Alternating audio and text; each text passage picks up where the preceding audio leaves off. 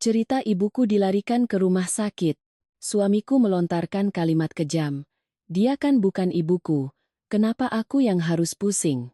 Aku tak membantah. Hanya diam-diam memotong dana 25 juta yang selama ini menghidupi seluruh keluarga suamiku. Surabaya di awal musim kemarau, matahari menuangkan cahayanya ke jalanan aspal, menciptakan kilau yang menyilaukan mata. Angin yang berembus dari arah Selat Madura tak cukup untuk meredakan hawa panas dan gerah sore itu. Meski begitu, jika dipandang dari balkon apartemenku, kota ini tetap terlihat indah dan tenang. Seindah cara orang memandang sebuah keluarga yang tampak serba berkecukupan, mengira segala sesuatu di dalamnya hangat dan sempurna. Namaku Anjani Putri, 33 tahun, saat ini menjabat sebagai Direktur Operasional untuk sebuah jaringan klinik kecantikan dan perawatan kulit di Surabaya. Orang yang bertemu denganku biasanya menilai aku sebagai tipe perempuan yang bicaranya santun, berpakaian rapi, dan dimanapun aku berada, aku selalu memberikan kesan yang meyakinkan. Sejujurnya, aku tidak terlahir dari keluarga kaya raya. Aku bisa sampai di titik ini sebagian besar berkat kedua orang tuaku yang menghemat setiap rupiah, menahan keinginan mereka sendiri demi membukakan jalan yang lebih cerah untuk putri mereka. Bapakku, Pak Sutrisno, adalah seorang pria yang hidupnya tak pernah jauh dari sepetak kebun dan beberapa bedeng sayuran di belakang rumah. Beliau pendiam dan menunjukkan kasih sayangnya dalam diam. Mungkin sepanjang tahun beliau tidak pernah membelikan dirinya sendiri kemeja baru, tetapi beliau rela menjual sebagian tanah kebunnya agar aku punya cukup uang untuk kuliah. Ibuku, Ibu Hartati, adalah seorang pedagang kecil di pasar Kecamatan Jombang. Beliau adalah tipe perempuan Indonesia sejati. Cukup dengan melihat telapak tangannya yang kurus dan kapalan karena terik matahari dan angin, orang akan paham bahwa seluruh hidupnya didedikasikan untuk suami dan anaknya. Ibuku sering berkata, hidup ibu mau sengsara seperti apapun tidak apa-apa, asal hidup putri ibu tidak sesulit ibu, itu sudah cukup membuat ibu bahagia. Mungkin karena tumbuh dalam pengorbanan seperti itu, aku tidak pernah bermimpi menikah dengan pria kaya untuk mengubah nasib. Yang kubutuhkan hanyalah seorang pria yang baik hati, tahu cara menyayangi istri, hormat pada yang lebih tua, agar kedua orang tuaku di kampung bisa tidur nyenyak. Orang bilang, nasib seorang perempuan ditentukan oleh suaminya. Dulu aku tidak sepenuhnya percaya, tapi aku yakin jika memilih pria yang tepat, hidupku setidaknya tidak akan penuh gejolak. Lalu aku bertemu Bima Aditya. Waktu itu, usianya 2 tahun lebih tua dariku dan menjabat sebagai wakil manajer penjualan di sebuah perusahaan alat kesehatan swasta. Bima bukan tipe pria yang mencolok di tengah keramaian, tapi dia punya pesona orang yang tahu kapan harus bicara dan kapan harus tersenyum. Saat pertama kali ikut aku pulang kampung, dia menyingsingkan lengan bajunya, membantu di dapur, lalu duduk mengobrol dengan bapakku, dari soal panen padi sampai harga pupuk, tanpa sedikit pun menunjukkan sikap canggung. Setelah makan malam hari itu, ibuku menarikku ke dapur belakang dan berbisik, anak ini kelihatannya baik, Nuk. Dari sorot matanya, ibu lihat dia anak yang tahu sopan santun. Bagi bapakku, rasa sukanya pada Bima datang lebih lambat, tetapi lebih dalam. Pada hari pertemuan kedua keluarga untuk membahas pernikahan, bapakku hanya duduk diam mendengarkan semua orang berbicara. Sampai tiba saatnya Bima dengan sopan mengangkat cangkir tehnya, menatap lurus ke arah kedua orang tuaku dan berkata, saya tahu membesarkan seorang anak perempuan hingga dewasa itu tidak mudah. Jika bapak dan ibu percaya pada saya berjanji tidak akan membiarkan Anjani sengsara. Aku merasakan mataku memanas. Pria yang berani mengucapkan kalimat itu di hadapan kedua keluarga, bagaimana mungkin sebagai seorang anak perempuan aku tidak percaya? Pernikahan kami tidak terlalu mewah, tetapi cukup hangat. Hantaran seserahan disiapkan dengan baik, adat istiadat tidak ada yang terlewat. Aku masih ingat, di pagi hari saat prosesi siraman, ibu membetulkan kerudung pengantinku sambil memalingkan wajah untuk menyeka air mata. Beliau tersenyum, tetapi suaranya serak menahan tangis. Sekarang kamu sudah punya suami, kalau ada apa-apa, bicarakan baik-baik ya, Nduk. Menjaga keharmonisan rumah tangga itu butuh kesabaran. Aku memeluk ibu, dan saat itu aku merasa menjadi perempuan paling beruntung. Aku punya pekerjaan yang mapan, suami yang pandai bicara dan bersikap, serta sebuah rumah untuk pulang. Hidup seorang perempuan sampai di titik itu, rasanya sudah sempurna. Setelah menikah, Bima tetap mempertahankan sikap manisnya, seperti saat pacaran.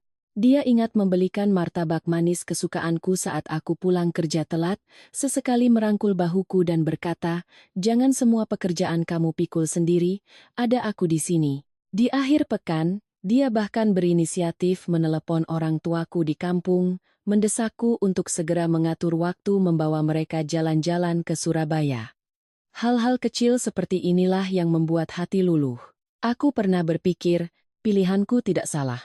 Aku pernah percaya, pernikahan ini, sekalipun ada gesekan, hanyalah gesekan kehidupan sehari-hari, bukan retakan yang bisa meruntuhkan seluruh atap rumah. Baru lama setelah itu aku sadar, ada orang yang tidak berubah dalam semalam. Mereka hanya perlahan-lahan menunjukkan sifat aslinya ketika sudah merasa nyaman di posisinya. Ketika mereka melihat kebaikanmu dibalas dengan diam, dan pengorbananmu mulai dianggap sebagai hal yang wajar. Saat aku menyadari itu, segalanya sudah tidak lagi berada di tempat yang sama. Apartemen tempat kami tinggal berada di sebuah kompleks kelas menengah. Tidak terlalu mewah tapi bersih, lega, dan fasilitasnya lengkap. Dari balkon, terlihat deretan pohon tabebuya di sepanjang jalan kecil. Setiap musim berbunga, seluruh pemandangan menjadi lembut dengan warna merah muda. Saat pertama kali pindah ke sana, aku berdiri lama di tengah ruang tamu yang masih berbau cat baru. Hatiku merasa seolah setelah bertahun-tahun berjuang, akhirnya aku bisa menyentuh kehidupan yang layak. Apartemen itu, sejujurnya, adalah aset atas nama pribadiku, dibeli 7 bulan sebelum aku menikah dengan Bima. Orang tuaku mentransfer sejumlah besar uang, lengkap dengan akta hibah yang dibuat di hadapan notaris. Sisanya adalah uang tabunganku setelah hampir 10 tahun bekerja. Ada masanya aku bekerja di klinik dari pagi sampai malam. Ada periode di mana aku merangkap manajer operasional sekaligus melatih staf baru. Lelahnya sampai di rumah hanya ingin duduk diam menatap langit-langit. Uang itu tidak jatuh dari langit. Setiap batu bata, setiap perabot dasar di apartemen ini adalah hasil keringat orang tuaku dan diriku sendiri. Bima tahu itu. Saat kami masih pacaran, aku sudah bicara terus terang padanya. Aku tidak menyembunyikan soal apartemen ini, aku membelinya sebelum kita menikah, surat-suratnya atas namaku. Aku bilang di awal biar nanti tidak ada rasa tidak enak. Hari itu Bima malah tersenyum lembut dan menepis tanganku. Aku menikahi kamu, bukan apartemenmu. Masa kamu pikir aku serendah itu? Sebuah kalimat yang terdengar sangat menjaga harga diri dan menyenangkan hati. Justru karena kalimat itu terlalu indah, aku merasa perlu lebih bijaksana, lebih menjaga perasaannya agar pria di sampingku tidak merasa rendah diri karena kalah dari istri dalam urusan rumah. Setelah menikah, Bima menambahkan sedikit uang untuk membeli perabotan seperti set meja makan, lemari sepatu, dan televisi baru. Aku mengakuinya dengan adil. Tetapi kalau mau jujur, kontribusinya hanyalah sebagian kecil dari nilai apartemen ini. Namun, aku tidak pernah mengungkitnya. Sebaliknya, di hadapan orang luar, aku sering membiarkan mereka berasumsi bahwa kami membangun semuanya bersama-sama. Saat itu, aku pikir, itulah cinta. Ibu mertuaku, Ibu Ratnasari, sejak putranya menikah dan tinggal di kota, kemana-mana selalu tampak bangga. Beliau tidak pernah terang-terangan mengatakan rumah ini milik menantunya, tetapi juga tidak pernah mengoreksi ketika kerabat atau teman-temannya berdecak kagum, "Wah, Bima dan Anjani hebat sekali ya, masih muda sudah bisa beli apartemen sebagus ini." Pernah suatu kali saat makan bersama, beliau mengetuk-ngetuk sumpit sambil tertawa. Memang kalau rezeki tidak kemana, punya anak laki-laki yang pintar cari uang. Dapat istri juga yang membawa hoki, jadi rumah tangganya mapan. Mendengar itu, aku hanya terdiam sejenak.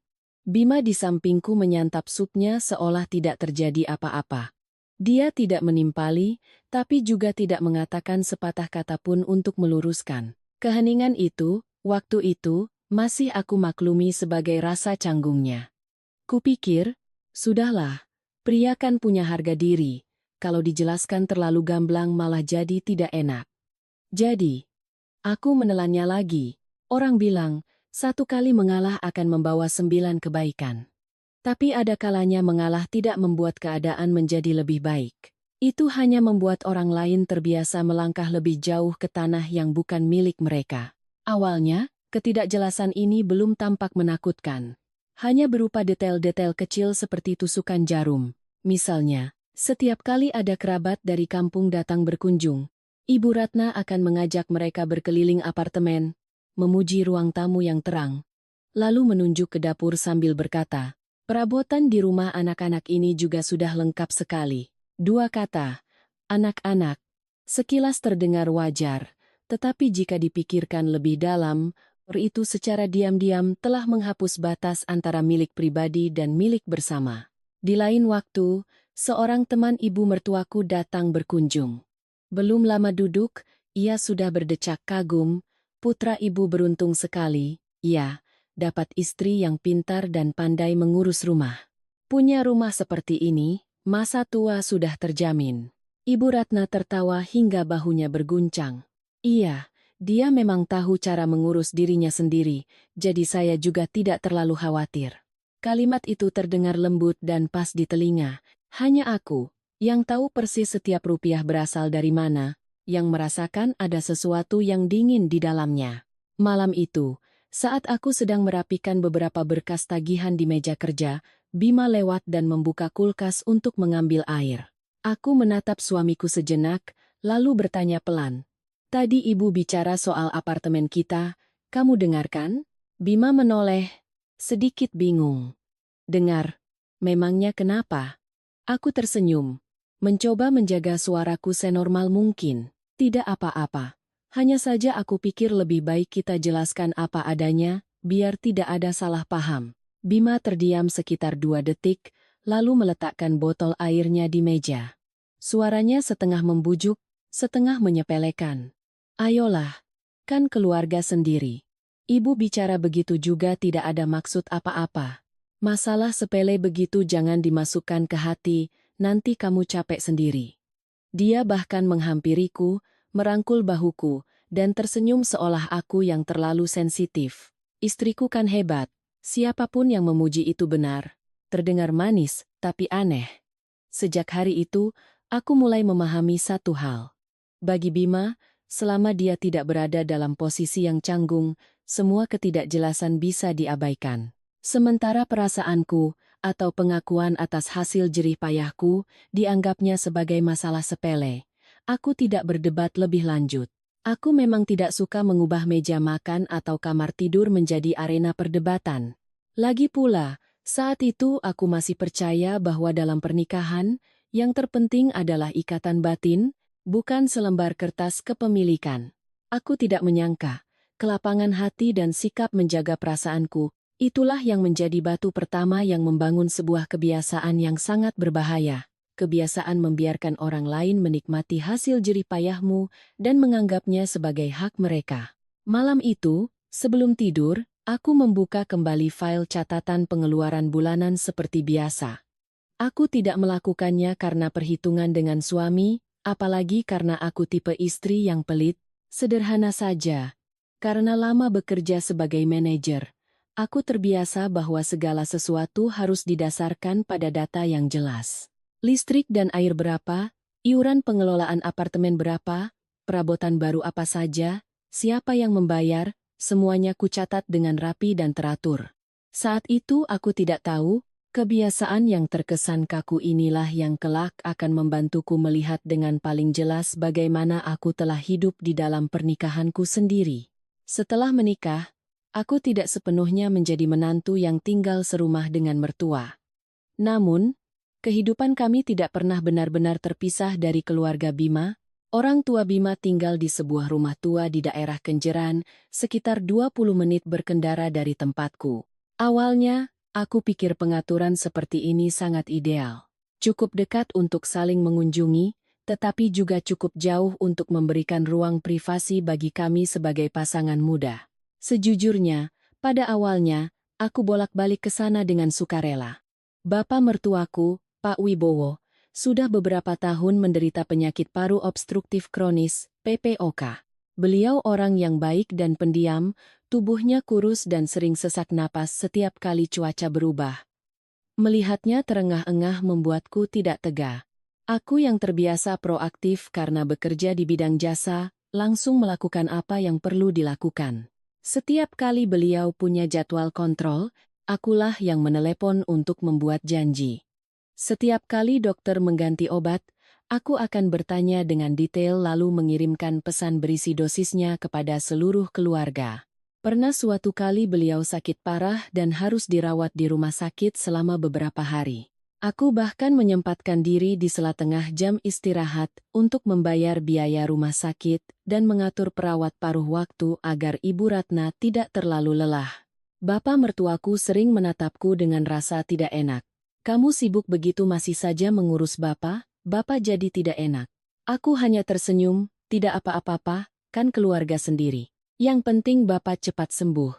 Kalimat itu, waktu itu, kuucapkan dengan tulus. Aku berpikir, dalam keluarga, siapa yang lemah harus kita bantu. Nanti, saat kita lelah, akan ada yang membantu kita kembali. Tapi hidup tidak selalu berjalan seadil yang kita bayangkan. Ibu mertuaku sangat pandai membuat orang merasa dipercaya dan dihargai. Beliau tidak memulai dengan permintaan besar. Awalnya hanya, "Anjani, nanti sore kalau sempat, tolong belikan ibu vitamin, ya. Lain kali, tolong pesankan jadwal ke salon langgananmu, Nduk. Ibu sudah tua, tidak mengerti cara pakai aplikasi." Perlahan-lahan, urusan kecil berubah menjadi urusan besar. Pernah beliau melakukan pemeriksaan kesehatan menyeluruh, lalu menghela napas di hadapanku sambil melihat tagihan. Sudah tua begini. Penyakit banyak, biayanya juga mahal sekali ya, Nduk. Aku paham maksudnya. Dan diam-diam langsung membayarnya tanpa beliau perlu memintanya secara langsung. Bima, dalam situasi seperti ini, selalu menunjukkan sikap yang membuatku luluh. Dia tidak pernah ikut campur atau memaksa.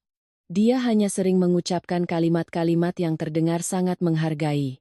"Kamu perhatian sekali sama orang tuaku, aku sangat berterima kasih." Atau, "Di keluarga ini, cuma kamu yang paling cekatan." Perempuan kadang aneh. Tidak butuh ucapan terima kasih yang muluk-muluk. Cukup satu kalimat pengakuan yang tepat waktu, dan kami akan rela memikul beban lebih banyak lagi. Dulu, aku pun begitu. Kupikir, suami yang tahu berterima kasih seperti itu sudah sangat berharga.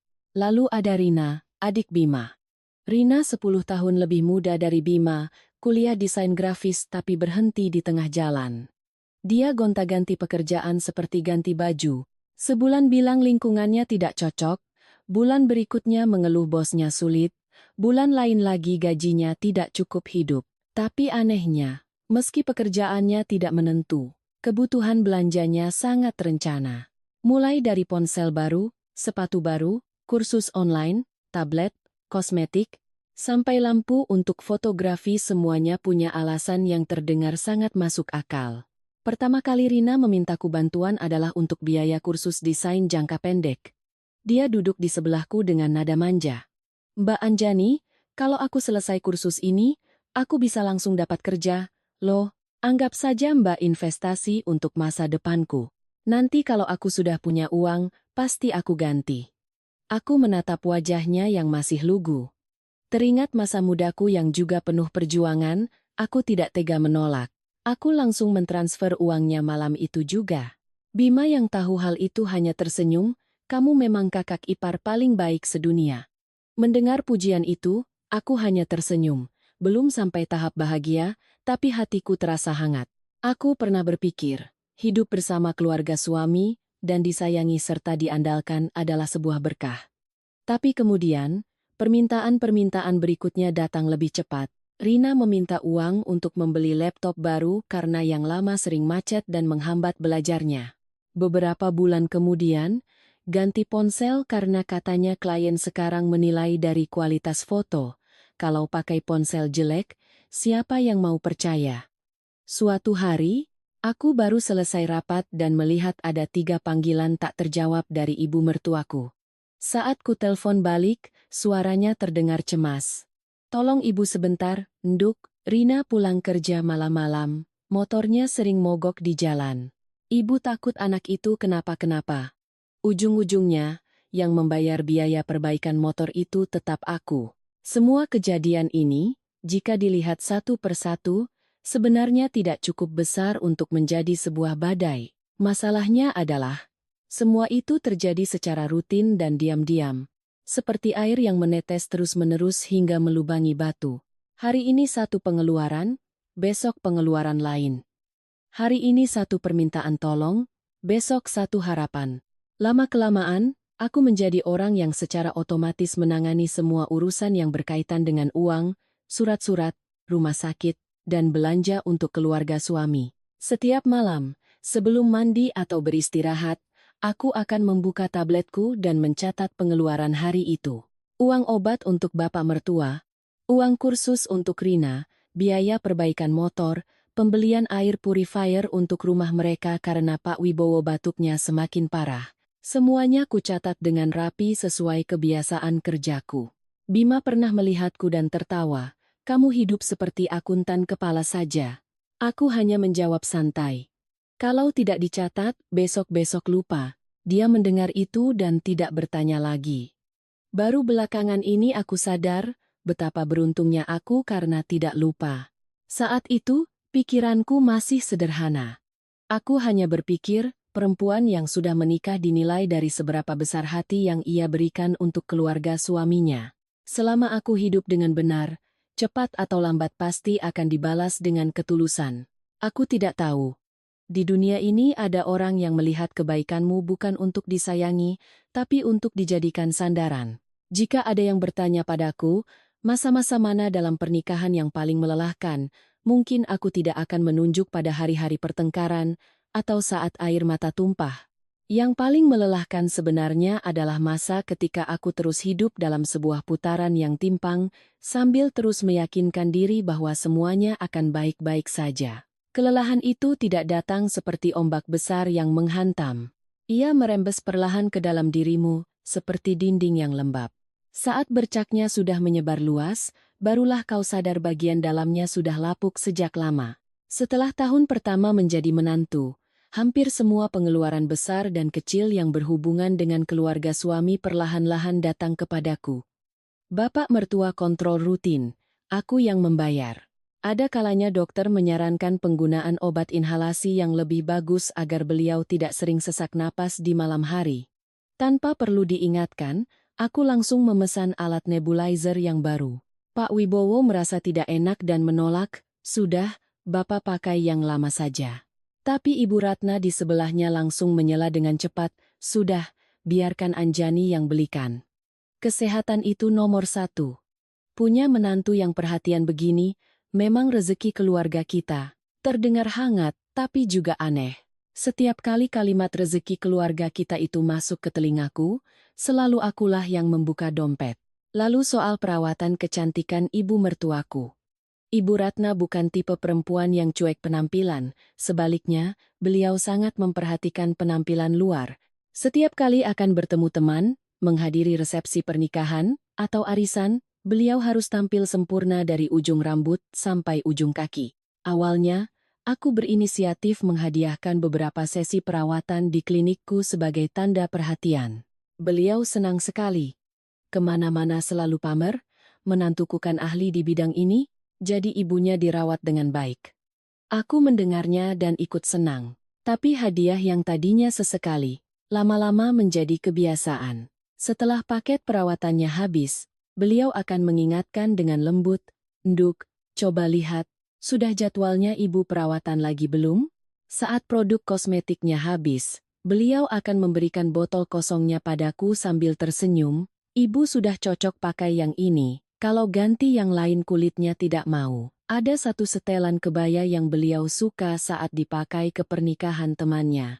Beberapa hari kemudian, beliau mulai menyindir ingin menjahit satu lagi dengan warna yang lebih kalem agar sesuai dengan usianya. Aku paham. Dan sekali lagi, aku yang membayar. Bima tidak pernah melarang atau menentang hal itu. Sebaliknya, dia selalu menunjukkan sikap sangat berterima kasih. Setiap kali aku mengantar ibunya ke salon atau mengatur jadwal perawatan, dia akan menepuk bahuku. Kamu memang perhatian, sayang. Ibuku itu orangnya pemilih, tapi bisa suka sama kamu itu langka, loh.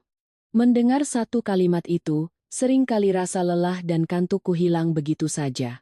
Perempuan memang begitu, kadang hanya butuh satu kata manis untuk rela memikul beban lebih jauh. Rina sangat berbeda dengan ibunya. Jika Ibu Ratna menggunakan kata-kata yang halus, Rina lebih suka merengek secara terang-terangan, seolah memanjakannya adalah kewajibanku. Dia ganti ponsel baru dengan alasan kamera yang lama jelek, sulit untuk mencari pekerjaan di bidang media sosial. Dia mendaftar kursus desain lalu berhenti di tengah jalan. Beberapa bulan kemudian, merengek minta uang untuk kursus video editing karena katanya, zaman sekarang harus bisa membuat konten baru bisa bertahan hidup. Tidak berhenti di situ. Pernah suatu kali dia membawa laptopnya ke rumahku, mengeluh macam-macam. Lalu mengakhirinya dengan kalimat yang sangat manis, Mbak Anjani, kalau sayang sama Rina, sayangilah sampai tuntas. Ya, aku menatapnya, antara geli dan lelah. Kalimat yang terdengar lucu itu, jika diulang-ulang, menjadi semacam cara halus untuk menguras dompet. Aku tetap memberinya uang, bukan karena aku tidak melihat polanya, tapi karena saat itu aku masih berpikir Rina masih muda dan labil. Apa yang bisa dibantu, ya dibantu. Siapa sih yang tidak pernah goyah dalam hidup? Hanya saja, satu orang membantu dengan tulus, sementara yang lain, setelah lama menerima, mulai menganggapnya sebagai hak yang pantas mereka dapatkan. Selain pengeluaran-pengeluaran yang jelas itu, ada banyak sekali biaya tak terduga yang jika bukan aku yang menanganinya, tidak akan ada yang ingat. Tagihan listrik, air, internet, iuran pengelolaan apartemen, belanja bahan makanan mingguan, hadiah untuk acara keluarga, bingkisan untuk keluarga besar Bima setiap lebaran, akulah yang membayar hampir semuanya. Sesekali di akhir tahun, Ibu Ratna akan mengusulkan agar seluruh keluarga pergi berlibur untuk mencari suasana baru, biar ada foto-foto bagus untuk diunggah, katanya. Bima yang mendengar itu langsung setuju, sementara yang mencari tiket, memesan hotel, dan menghitung anggaran tetaplah aku. Suatu hari, saat sedang sendirian meninjau laporan pengeluaran, aku terkejut. Hanya dalam beberapa bulan, jumlah uang yang kuhabiskan untuk keluarga suami sudah jauh melampaui jumlah yang rutin kukirim untuk orang tuaku sendiri. Bukan karena aku pelit pada mertua.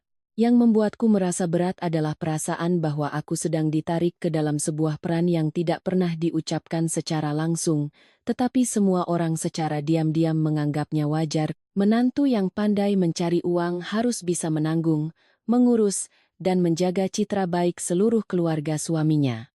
Suatu kali, ibuku menelepon tepat saat aku sedang merapikan kwitansi obat untuk bapak mertuaku. Beliau bertanya sederhana, "Kamu tidak terlalu lelah, kan, Nduk?" Aku tertawa dan menjawab seadanya bahwa semua baik-baik saja. Ibu terdiam sejenak, lalu berkata perlahan, "Nduk, hidup ini, menyayangi orang itu baik. Tapi kalau sayang sampai membuat dirimu jadi tiang sandaran untuk semua orang, cepat atau lambat punggungmu akan patah." Mendengar itu, tenggorokanku tercekat. Ibuku di kampung tidak tahu semua yang sedang kutanggung. Tapi perempuan sederhana itu bisa melihat apa yang sengaja tidak ingin kulihat. Malam itu, Bima pulang kerja telat. Dia melihatku masih duduk di meja makan dengan buku catatan pengeluaran yang terbuka. Dia tersenyum, "Lagi rekapitulasi keuangan, ya?" Aku menutup buku itu dan bertanya sangat pelan, "Apa kamu pernah merasa aku sudah terlalu banyak berkorban untuk keluargamu?" Bima terdiam sejenak, lalu menarik kursi dan duduk. Suaranya membujuk seperti biasa. "Kita kan satu keluarga, sayang. Justru disitulah bedanya. Lagi pula, kamu mampu, kamu bisa mengurusnya, jadi orang tuaku juga terbantu. Nanti kita pikirkan lagi." Nanti. Terdengar mudah. Tapi seringkali, kata nanti hanyalah selimut tipis untuk menutupi ketidakadilan yang terjadi saat ini. Saat itu, aku masih belum bisa melepaskan diri Aku hanya merasakan ada ganjalan kecil di hatiku, seperti butiran pasir yang masuk ke dalam sepatu. Belum cukup sakit untuk berhenti, tapi cukup untuk membuat setiap langkah ke depannya tidak lagi senyaman dulu. Memasuki tahun keempat pernikahan, pekerjaan Bima mengalami banyak perubahan. Perusahaannya melakukan restrukturisasi di divisi penjualan, pimpinan langsungnya diganti, dan kabarnya akan ada promosi internal. Sejak saat itu, Bima menjadi lebih rapi saat berangkat kerja. Setiap pagi dia memilih kemeja dengan sangat teliti, dasi harus senada, parfum tidak terlalu menyengat, rambut dipotong rapi. Suatu hari, sambil berdiri di depan cermin, dia menoleh padaku dan bertanya, "Menurutmu, penampilanku begini sudah pantas jadi manajer belum?" Aku tertawa. "Kamu kan masih wakil manajer, fokus kerja yang baik dulu." Bima ikut tertawa, tapi matanya berbinar sangat jelas. Aku kenal suamiku. Dia bukan orang yang bodoh dan pandai bersosialisasi. Jadi, ketika dia sudah mengincar posisi yang lebih tinggi, dia akan mencurahkan banyak energi untuk citra dirinya. Hanya saja, semakin lama aku semakin sadar, yang dia poles bukan hanya kemampuannya bekerja, tetapi juga penampilan luar sebagai seorang pria sukses yang memiliki keluarga harmonis, dukungan istri yang solid, dan orang tua yang terawat dengan baik. Dan sejujurnya, di mata banyak orang, pria yang ingin sukses di luar sana memang sangat butuh citra keluarga yang baik. Bima paham itu, dan ibunya juga paham. Ibu Ratnasari tahun itu memasuki usia 61 tahun. Sebenarnya, di usia segitu, banyak keluarga hanya merayakannya dengan makan bersama sederhana, asal anak cucu berkumpul sudah cukup. Tapi Ibu Ratna berbeda. Beliau bilang, tahun ini harus dirayakan dengan syukuran yang pantas. Bukan hanya untuk memohon berkah di usia senja, tetapi juga agar kerabat, teman, dan kenalan melihat bahwa anak cucunya berbakti dan keluarganya terpandang. Setiap kalimatnya terdengar ringan, tetapi jika didengarkan baik-baik, semuanya punya maksud. Ibu sudah tua, tidak berharap apa-apa lagi selain dihargai orang. Atau, orang hidup sampai usia segini, cuma ingin sekali saja dibuatkan acara yang membanggakan oleh anak-anaknya. Bima yang mendengar itu menjadi sangat antusias. Setiap malam dia duduk di sebelahku, sibuk mencari-cari foto gedung pertemuan, melihat-lihat menu catering, dengan nada penuh semangat. Sekali seumur hidup, sayang, harus dibuat yang berkesan. Acaranya nanti atasan aku dan beberapa rekan bisnis penting juga datang. Kalau kita buat seadanya, kan tidak enak dilihat. Aku mengerutkan kening. Syukuran itu kan untuk mendoakan ibu sehat, bukan untuk pamer. Bima tidak marah, hanya merendahkan suaranya dan membujuk. Kamu pikirnya terlalu sederhana. Kita hidup di masyarakat, kadang kita dinilai dari cara kita membuat orang tua kita bangga. Membuat orang tua bangga. Kalimat itu. Waktu itu. Begitu sering kudengar sampai aku hafal. Awalnya, aku berencana jika memang harus dirayakan, cukup sewa restoran yang bagus, undang kerabat dekat dan teman-teman akrab Ibu Ratna. Beberapa puluh meja sudah cukup. Tapi usulanku langsung ditolak. Ibu Ratna bilang terlalu sedikit, tidak meriah. Bima bilang, kalau sudah mengundang, harus sekalian yang pantas, karena ada atasannya, ada klien penting, ada orang-orang yang hubungannya perlu dia jaga. Setelah berdebat, acara syukuran ibu mertuaku perlahan berubah menjadi sebuah panggung di mana banyak orang ingin memamerkan sesuatu. Ibu Ratna ingin memamerkan keberuntungannya. Bima ingin memamerkan baktinya dan posisinya, dan aku secara otomatis ditempatkan di posisi penanggung jawab logistik. Pekerjaan besar pertama adalah memesan tempat. Bima mengirimiku daftar 3 gedung pertemuan dan berkata, "Kamu kan kerja di bidang jasa, seleramu bagus, kamu yang pilih." Ya, mendengar itu, aku sudah tahu kalimat berikutnya adalah, "Sekalian kamu yang urus." Ya, dan benar saja. Mulai dari gedung, dekorasi, menu, souvenir untuk tamu senior, slideshow foto, pembawa acara, sampai model kue tart dengan tulisan selamat ulang tahun yang elegan, semuanya aku yang menangani. Awalnya aku masih berpikir, sudahlah, aku lebih cekatan, biar aku yang urus sampai tuntas. Tapi semakin lama, Aku semakin merasa ada yang tidak beres. Nama yang akan muncul untuk menerima pujian pastilah Bima. Orang yang akan dipuji teman-temannya karena beruntung adalah Ibu Ratna. Sementara aku, jika semuanya berjalan lancar, itu dianggap wajar.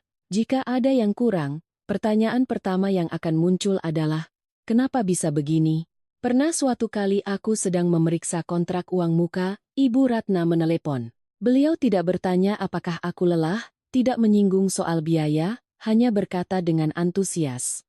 Nuk, ingat ya, pilih backdrop yang warnanya kalem saja, Ibu tidak suka warna mencolok. Oh, dan meja kehormatan harus di tempat yang bagus. Teman-teman Ibu itu orangnya teliti. Aku hanya menjawab iya beberapa kali lalu menutup telepon, hatiku terasa hampa. Aneh sekali. Orang yang mengeluarkan uang tidak pernah ditanya apakah bebannya berat, sementara orang yang akan menikmati hasilnya sibuk memikirkan warna dekorasi dan posisi duduk. Malam itu, Bima membuka file perkiraan biaya dan menjumlahkannya. Angka yang muncul membuatku terdiam beberapa saat. Dari sewa gedung, makanan, sound system, souvenir, sampai baju baru untuk Ibu Ratna, totalnya sudah menjadi jumlah yang tidak sedikit. Aku menoleh pada Bima, rencananya, pembagian biayanya bagaimana?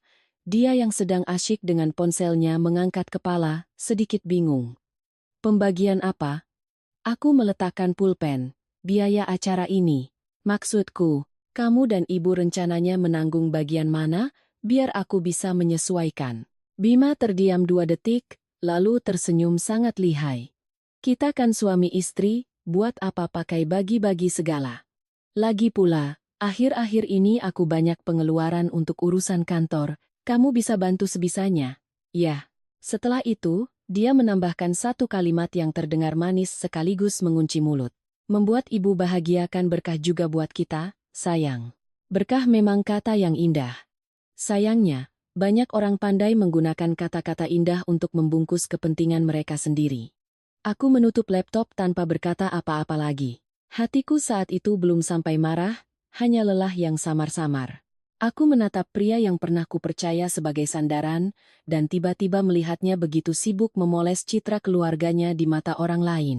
Sementara siapa yang bekerja keras di belakang layar, sepertinya tidak lagi menjadi perhatiannya. Beberapa hari kemudian, saat aku sedang di kantor menyusun jadwal pelatihan untuk cabang baru, ponselku bergetar terus-menerus. Nomor bapakku dari kampung, entah kenapa. Begitu melihat layar, hatiku langsung berdebar kencang. Seolah ada sesuatu yang akan menabrak kehidupanku yang sudah terasa sesak ini. Sore itu, Surabaya panas menyengat.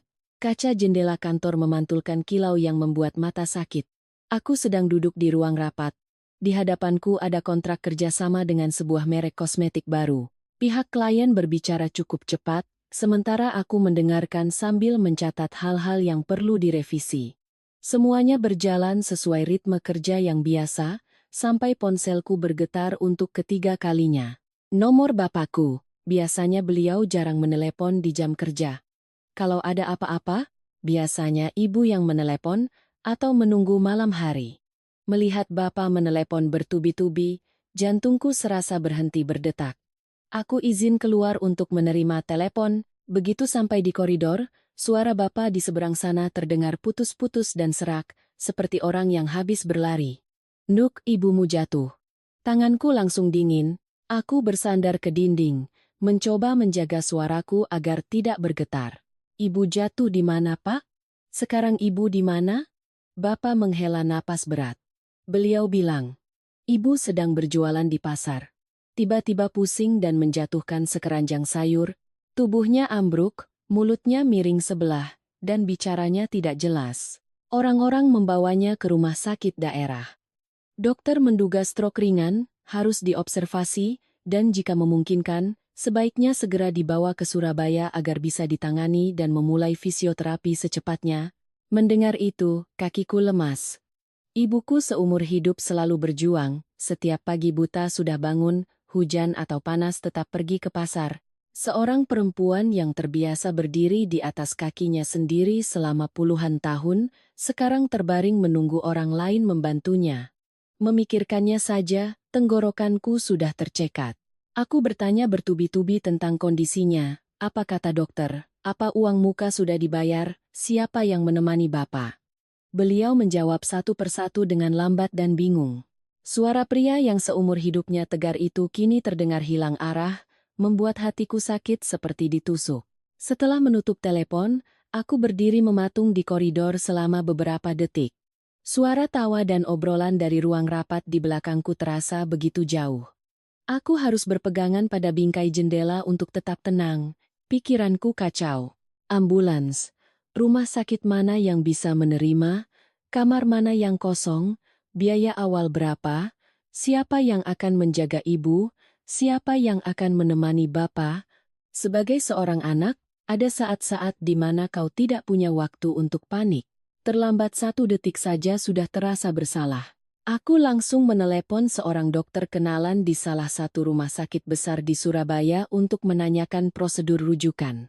Katanya, jika dibawa dalam 24 jam pertama, kemungkinan pemulihan ibu akan jauh lebih baik. Aku dengan cepat menghitung biaya yang harus disiapkan. Ambulans, uang muka rumah sakit, CT scan, rawat inap, obat-obatan, dan biaya hidup Bapak jika ikut menjaga ibu. Totalnya sekitar 100 juta untuk tahap awal. Aku menarik napas dalam-dalam, lalu menekan nomor Bima. Telepon berdering cukup lama sebelum dia mengangkatnya. Suaranya terdengar sedikit kesal karena sedang di jalan. Aku lagi di jalan mau ketemu klien, ada apa? Aku menggigit bibir. Mencoba berbicara singkat meski tidak bisa menyembunyikan kepanikanku. Ibuku jatuh di pasar, dokter curiga stroke ringan. Aku harus bawa ibu ke Surabaya secepatnya. Aku mau pakai dana darurat keluarga kita dulu untuk biaya rumah sakit. Bima terdiam sejenak. Aku berharap, setidaknya, setelah jeda itu akan ada kalimat seperti, bagaimana keadaan ibu? Atau, kamu tenang dulu, biar aku pikirkan. Tapi tidak. Kalimat pertama yang dia tanyakan adalah, butuh berapa? Aku menahan sesak di dada dan menjawab, mungkin sekitar 100 juta untuk tahap awal. Aku tidak minta kamu menanggung semua, cukup pakai dana darurat dulu, nanti aku atur lagi. Di seberang sana hening lagi selama beberapa detik. Lalu suara Bima berubah total. Tidak membentak, tapi dingin seperti es. Kamu kan tahu minggu depan kita harus bayar sisa DP untuk acara syukuran ibu. Kalau uang itu dipakai, nanti bagaimana? Aku seperti tidak percaya dengan apa yang kudengar. Di saat ibuku terbaring di rumah sakit, bapakku gemetar meminta tolong. Hal pertama yang dikhawatirkan suamiku adalah uang muka untuk pesta ibunya. Aku memejamkan mata, memaksakan suaraku agar tidak pecah. Ibu butuh dirawat dulu. Soal pesta, kalau kurang, kita bisa pikirkan lagi nanti. Bima menghela napas kasar, suaranya terdengar sangat jengkel. Kamu selalu bilang pikirkan nanti. Tapi ini menyangkut citra keluarga. Aku sudah mengundang atasan dan rekan bisnis, kalau sekarang skalanya diperkecil, aku mau taruh muka di mana? Aku berdiri diam, keringat dingin mengalir di punggungku meski koridor ber-AC. Aku bertanya sangat pelan, kamu bicara soal citra di saat ibuku baru saja masuk rumah sakit? Bima tidak langsung menjawab. Lalu dia mengucapkan sebuah kalimat yang sampai sekarang, setiap kali kuingat, hatiku masih terasa dingin. Dia kan bukan ibuku, jadi bukan urusanku, kalau kamu mau urus keluargamu, atur saja sendiri. Jangan sentuh dana yang sudah aku siapkan untuk ibu. Dia kan bukan ibuku, jadi bukan urusanku. Orang bilang perkataan itu seperti angin lalu. Salah besar. Ada perkataan yang tidak pergi kemana-mana. Ia menancap, diam di dalam dadamu. Setiap kali teringat, ia akan menggores luka baru. Aku tidak menangis, tidak juga berdebat. Aku hanya diam selama 2 detik, lalu mematikan telepon. Saat itu juga, aku paham satu hal yang sangat sederhana. Ada orang yang saat semuanya baik-baik saja, kata-katanya lebih manis dari siapapun. Tapi begitu kau benar-benar butuh uluran tangan, mereka akan cepat-cepat menarik tangannya, takut miliknya ikut terambil. Mulut manis, hati penuh duri. Pepatah itu, hari itu, baru benar-benar kurasakan artinya. Aku bersandar di dinding sejenak, lalu menekan nomor Dewi, sahabatku yang bekerja di bagian legal sebuah bank. Begitu mendengar beberapa kalimat pertamaku, dia langsung berkata, "Tenang.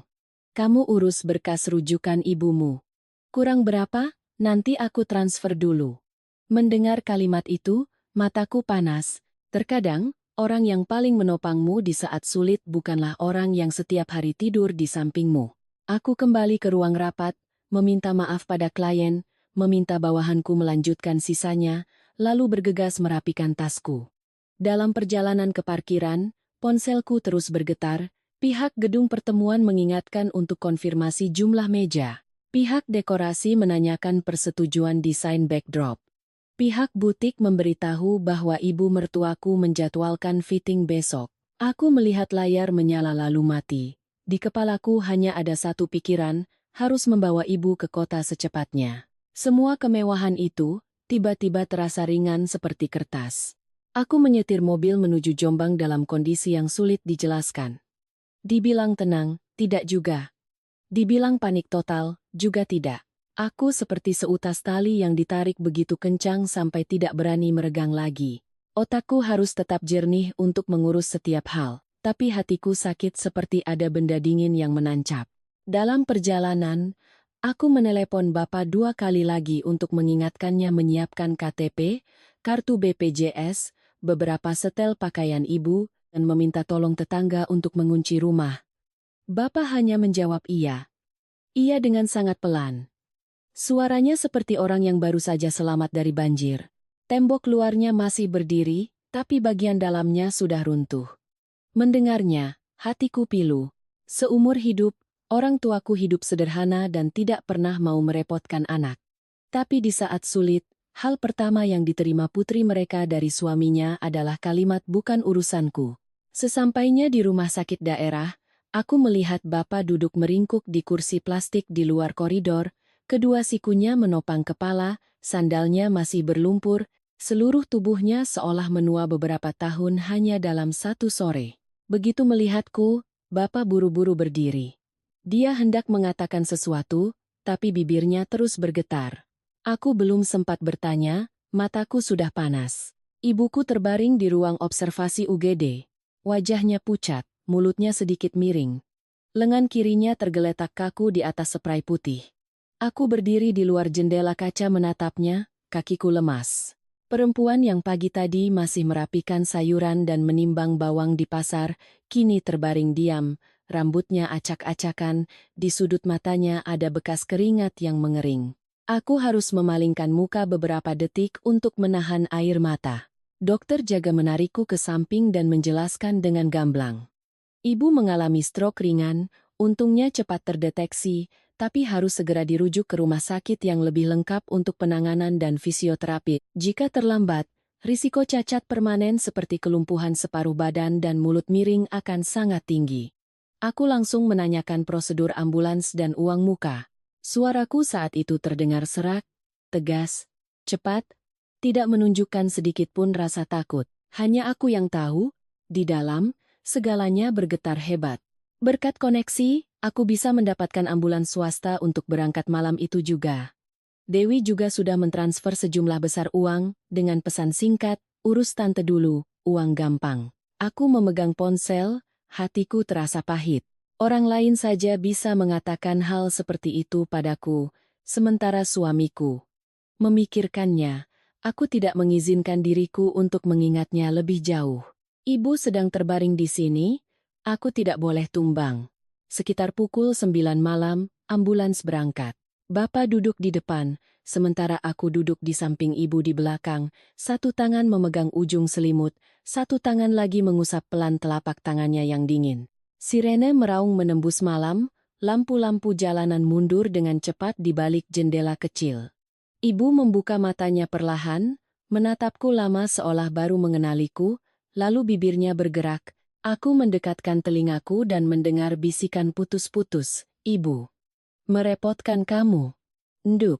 Hanya 4 kata itu, air mataku tumpah tak tertahankan. Aku menggenggam tangannya, menunduk, "Jangan bicara begitu, Bu, aku di sini." "Ibu tenang saja, berobat sampai sembuh." Semua biar aku yang urus. Ibu memejamkan matanya lagi, bulu matanya bergetar. Beliau terlalu lemah bahkan untuk menangis. Sementara aku harus menggigit bibirku kuat-kuat agar isak tangisku tidak pecah di dalam mobil yang sempit itu. Setelah mendaftarkan ibu di rumah sakit di Surabaya, aku berlari ke sana kemari mengurus berbagai macam administrasi, membayar uang muka, menandatangani surat persetujuan tindakan medis, membeli perlengkapan untuk bapak yang akan menginap. Jam dinding saat itu mungkin sudah menunjukkan pukul 11 malam, tapi rumah sakit terang benderang, orang-orang hilir mudik. Di tempat ini, semua orang punya kekhawatiran masing-masing. Cukup melihat beberapa wajah cekung yang duduk menunggu di koridor, kau akan paham. Di dunia ini, penyakit tidak pernah memilih siapa, juga tidak pernah menunggu siapapun siap sebelum datang. Aku baru saja selesai menandatangani formulir rawat inap saat ponselku bergetar.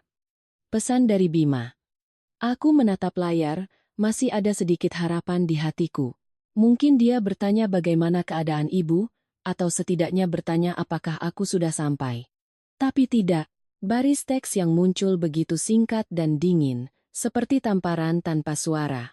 Jangan lupa transfer DP ke pihak gedung sebelum jam 10 pagi besok. Mereka bilang tidak bisa menahan tempatnya lama-lama. Aku membacanya sekali lagi. Cukup sekali. Di tengah malam di sebuah bangsal yang berbau desinfektan, saat ibuku baru saja didorong masuk ke ruang observasi, suamiku masih saja hanya ingat uang muka untuk acara syukuran ibunya. Anehnya, saat itu aku tidak lagi merasa marah.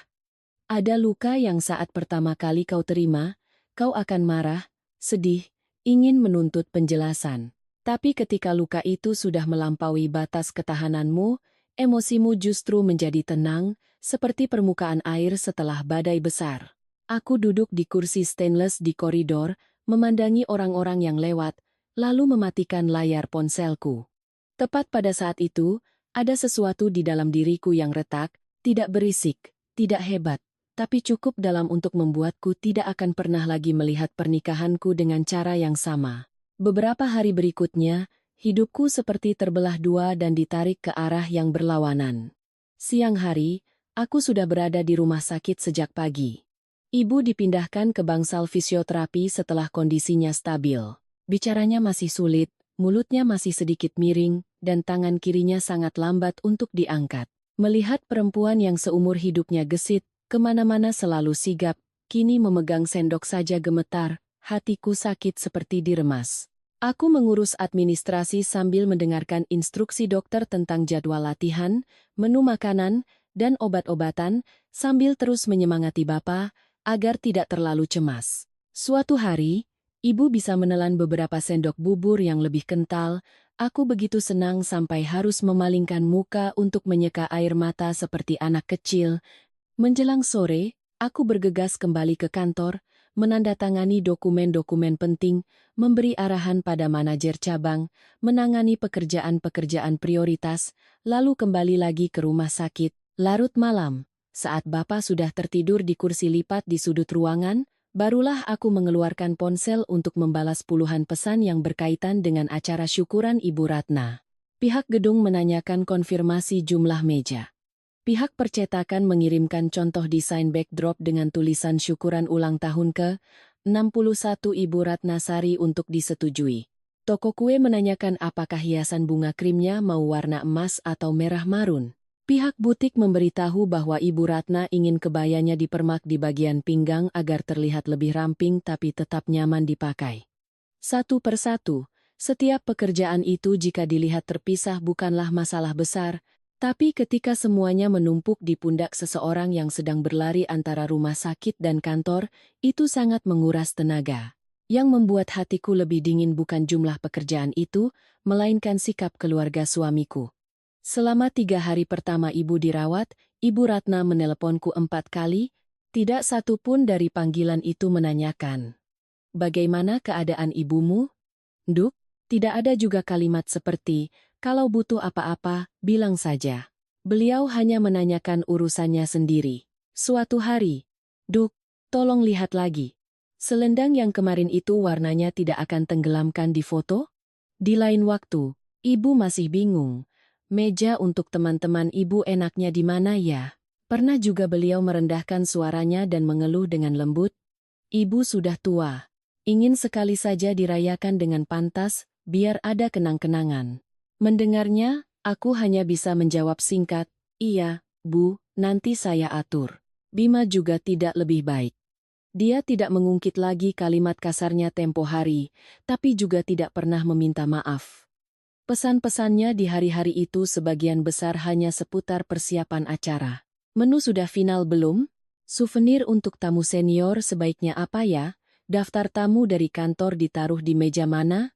Aku membacanya dan kadang merasa seolah di antara kami tidak pernah ada seorang ibu mertua yang sedang berlatih menggerakkan jari-jarinya perlahan di ruang perawatan.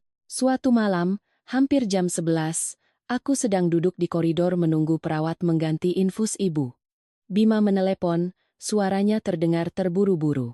Sayang, pihak gedung bilang kalau kita tambah layar LED, panggungnya akan kelihatan lebih mewah. Menurutmu bagaimana? Aku menatap jendela kaca yang memantulkan wajahku yang lelah dan bertanya, apa kamu ingat ibuku masih di rumah sakit? Di seberang sana hening sejenak. Lalu dia menjawab dengan nada seolah aku yang terlalu sensitif. Ingatlah. Tapi kan urusan harus dipisah. Sekarang kamu sudah bawa ibumu berobat, kita juga harus selesaikan urusan yang tertunda ini. Urusan harus dipisah. Terdengar logis. Tapi ternyata, dalam pikiran suamiku, urusan ibuku yang sakit adalah urusanku, sementara urusan menjaga citra keluarganya adalah urusan kita. Aku tidak berdebat lagi. Berdebat saat itu hanya akan membuatku semakin lelah. Aku mulai menjawab lebih singkat, bekerja seperti mesin. Mana yang harus diputuskan, aku putuskan. Mana yang bisa disederhanakan, aku sederhanakan. Hatiku saat itu tidak lagi dipenuhi semangat untuk membangun keluarga seperti dulu. Aku hanya melakukannya agar tidak disalahkan di tengah kondisi ibuku yang sedang dirawat, dan juga agar diriku sendiri tidak harus terjebak di antara dua ujung benang kusut yang hanya akan menambah satu lagi cercaan. Suatu sore, setelah membantu ibu berlatih berdiri selama beberapa menit, aku duduk di tepi ranjang, memijat betisnya. Ibu menatapku lama, lalu bertanya dengan suara yang masih pelo, rumah tanggamu baik-baik saja, kan, Nduk? Pertanyaan itu membuat jantungku berdenyut nyeri. Ibu baru saja melewati masa kritis, tubuhnya masih lemah seperti daun layu, tapi masih saja khawatir putrinya akan kesulitan di antara dua keluarga. Aku tersenyum dan merapikan selimutnya. Ibu fokus saja latihan biar cepat sehat. Sisanya biar aku yang urus.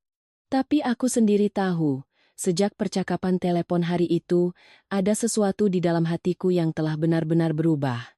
Begitu seorang perempuan berhenti berilusi, kelembutannya tidak akan pernah sama lagi. Bapak, Ibu, dan teman-teman sekalian. Jika Anda pernah berada dalam posisi berjuang sendirian di antara bakti pada dua keluarga, Anda pasti paham bagaimana rasanya lelah tapi tidak berani tumbang. Jika Anda berada di posisi saya, di saat ibu kandung terbaring di rumah sakit, sementara suami hanya sibuk menjaga citra keluarganya, apakah Anda akan memilih diam dan bersabar, atau angkat bicara? Silakan tinggalkan komentar di bawah. Siapa tahu dari cerita Anda, ada perempuan lain yang menjadi cukup sadar untuk melihat apa yang harus ia pertahankan dan apa yang tidak perlu lagi ia korbankan. Sedangkan aku, di malam-malam saat duduk di koridor rumah sakit, mendengarkan suara sandal perawat di lantai, aku semakin yakin akan satu hal.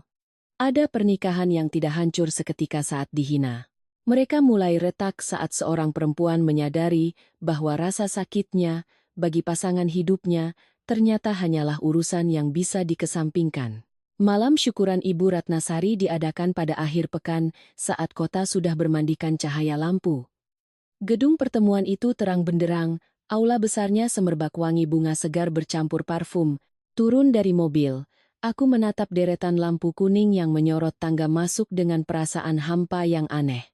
Semuanya persis seperti yang telah kuputuskan selama lebih dari setengah bulan terakhir. Meja kursi berbalut kain krem, latar belakang panggung yang elegan, kue tart 3 tingkat, layar LED yang menampilkan foto-foto Ibu Ratna dari masa muda hingga sekarang. Hanya satu hal yang tidak sama lagi, suasana hatiku. Aku mengenakan kebaya modern berwarna hijau lumut, sopan dan sederhana. Ibu Ratna sangat berbeda.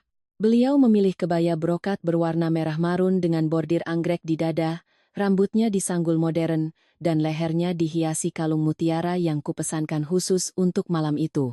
Melihatnya berjalan di tengah aula, tersenyum menerima ucapan selamat dari teman-temannya, beliau memang tampak seperti seorang perempuan yang menikmati masa tua yang gemilang. Wajahnya berseri-seri, "Bima, jangan ditanya lagi." Dia mengenakan setelan jas biru tua, kancing mansetnya berkilauan, sibuk bersalaman dan menyapa atasan serta rekan bisnisnya seperti tuan rumah sejati. Dari awal acara hingga dimulai, aku hampir tidak bisa duduk tenang. Sebentar memeriksa daftar tamu VVIP. Sebentar mengingatkan staf gedung untuk merapikan posisi souvenir, lalu ke bagian sound system untuk mencoba mikrofon pembawa acara. Beberapa kenalan Ibu Ratna yang melihatku tersenyum kagum. Menantu Bu Ratna cekatan sekali. Ya, semua terurus dengan baik. Aku hanya tersenyum basa-basi. Pujian semacam itu, setelah sering kudengar, terasa seperti bedak tipis. Dipakai memang membuat wajah cerah, tapi begitu dihapus, hilang tak berbekas. Saat tamu sudah hampir memenuhi semua meja, acara pun dimulai. Pembawa acara berbicara dengan lancar, musik latar mengalun lembut. Foto-foto Ibu Ratna ditampilkan di layar besar, dari foto hitam putih masa gadis hingga foto-foto terbaru saat arisan. Beliau duduk di meja kehormatan, matanya berkaca-kaca, senyumnya tak henti terkembang. Aku melihatnya dan hanya berpikir, jika ini benar-benar hanya sebuah syukuran sederhana, mungkin aku akan ikut berbahagia untuknya. Lalu tibalah acara puncak. Bima naik ke atas panggung diiringi tepuk tangan meriah. Dia memegang mikrofon, menunduk memberi salam pada para tamu, lalu menoleh ke arah ibunya dengan ekspresi yang cukup mengharukan. Harus kuakui, suamiku sangat pandai berbicara di depan umum. Dia bercerita tentang perjuangan ibunya membesarkan anak, tentang harapannya agar ibunya selalu sehat dan bahagia, tentang bagaimana sebagai anak sulung dia hanya berharap bisa membalas sedikit jasa ibunya. Setiap kalimatnya tertata rapi, jeda dan penekanannya pas. Di bawah, banyak tamu yang mengangguk-angguk. Seorang teman Ibu Ratna bahkan berbisik, "Bima hebat sekali." Ya, aku berdiri di tepi panggung mendengarkannya, hatiku semakin dingin. Bukan karena apa yang dikatakannya salah, tetapi karena aku tahu, malam yang membuatnya bersinar di hadapan atasan dan klien ini dibangun dengan uang dari rekening pribadiku, dari sewa gedung, menu makanan, layar LED, hingga hadiah kejutan yang akan dia berikan semuanya melewati tanganku. Tapi di bawah sorotan lampu, dialah anak yang berbakti. Sementara aku, jikapun ada, hanyalah latar belakang agar ceritanya terlihat lengkap. Bima memberi isyarat. Seorang staf mendorong sebuah kotak kado berhias pita emas ke atas panggung. Dia membukanya di hadapan semua orang yang berdecak kagum. Di dalamnya ada sebuah kartu kredit tambahan platinum dan sepasang tiket wisata ke Korea untuk Ibu Ratna dan sahabatnya di akhir tahun. Seluruh ruangan riuh, Ibu Ratna berdiri, matanya berkilauan, memeluk putranya sambil berkata dengan suara tercekat, "Ibu beruntung sekali punya anak berbakti sepertimu." Tepuk tangan membahana, aku berdiri di sana, kedua tanganku terlipat di depan. Kartu kredit tambahan itu terhubung dengan rekeningku. Tiket itu juga aku yang bayar 2 hari yang lalu. Tapi entah kenapa, saat itu yang membuatku paling lelah bukanlah soal uang, melainkan perasaan bahwa aku sedang menonton sebuah drama yang disutradarai dengan begitu apik. Apik sampai semua orang luar percaya, sementara orang yang tahu segalanya di balik layar hanya ingin mundur menjauh. Tepat saat itu, ponsel di tanganku bergetar. Nomor dari rumah sakit. Jantungku berdebar kencang. Aku mundur selangkah. Berniat izin keluar untuk mengangkat telepon, tapi Bima yang baru saja turun dari panggung langsung mendekat. Mencengkeram lenganku di balik kain kebaya. Bibirnya masih tersenyum pada tamu, tapi suaranya rendah dan tajam, berdiri di sampingku baik-baik. "Jangan sampai tamu lihat ada yang aneh." Aku terdiam. Bukan karena lenganku sakit, Tapi karena di saat telepon dari rumah sakit berbunyi, hal yang paling ditakutkan suamiku adalah aku merusak citra indah yang sedang dia bangun di hadapan semua orang. Aku menatapnya. Lampu kuning menyorot wajahnya, senyumnya masih sempurna, tangannya bahkan masih memeluk pinggangku dengan mesra seperti suami teladan. Tapi hanya aku yang mendengar betapa dinginnya kalimat yang baru saja dia ucapkan. Harga dirinya ternyata lebih penting daripada kabar dari rumah sakit tentang ibuku. Aku tidak menarik tanganku, tidak juga berkata apa-apa. Aku hanya berdiri diam seperti yang dia inginkan, agar dia bisa menyelesaikan perannya dengan sempurna. Sementara di dalam hatiku, sisa kehangatan terakhir untuk pernikahan ini sepertinya baru saja padam. Panggung masih terang, tamu masih tertawa, kilatan kamera masih menyambar. Tapi sejak saat itu, aku tahu, aku tidak lagi berdiri di pihak yang sama dengan pria di sampingku. Pesta berakhir saat jam menunjukkan hampir pukul 10 malam. Tamu-tamu mulai berangsur pulang, tetapi aula masih ramai dengan sisa-sisa obrolan, suara kursi ditarik, dan beberapa foto kenang-kenangan terakhir. Aku menyelinap ke sudut untuk menelepon balik rumah sakit. Perawat memberitahu bahwa kondisi ibu sedikit menurun sore tadi. Tangan kirinya terasa lebih lemah, jadi dokter memutuskan untuk melakukan pemeriksaan ulang besok pagi dan menyesuaikan dosis obat. Suaranya sangat profesional, tetapi setiap kata yang masuk ke telingaku terasa berat seperti batu. Aku bertanya beberapa hal lagi, lalu mengucapkan terima kasih. Mencoba menjaga suaraku agar tidak goyah. Setelah menutup telepon, aku berdiri diam sejenak di samping pot tanaman palsu di koridor. Di dalam, pembawa acara masih mempersilakan keluarga untuk mengambil foto terakhir. Bima menoleh mencariku, melihatku, lalu mengerutkan kening memberi isyarat. Aku masuk, berdiri di posisi yang tepat di sampingnya, bibirku mengukir senyum secukupnya, dan kamera pun berkedip. Saat itu, aku tiba-tiba merasa seperti pajangan yang bisa bernapas, berdiri untuk memperindah bingkai foto, tersenyum untuk melengkapi peran, sementara di dalam, dingin sampai ke tulang. Setelah selesai berfoto, aku berkata pada Bima, "Aku ke toilet sebentar." Dia sedang sibuk mengantar atasannya, jadi hanya mengangguk.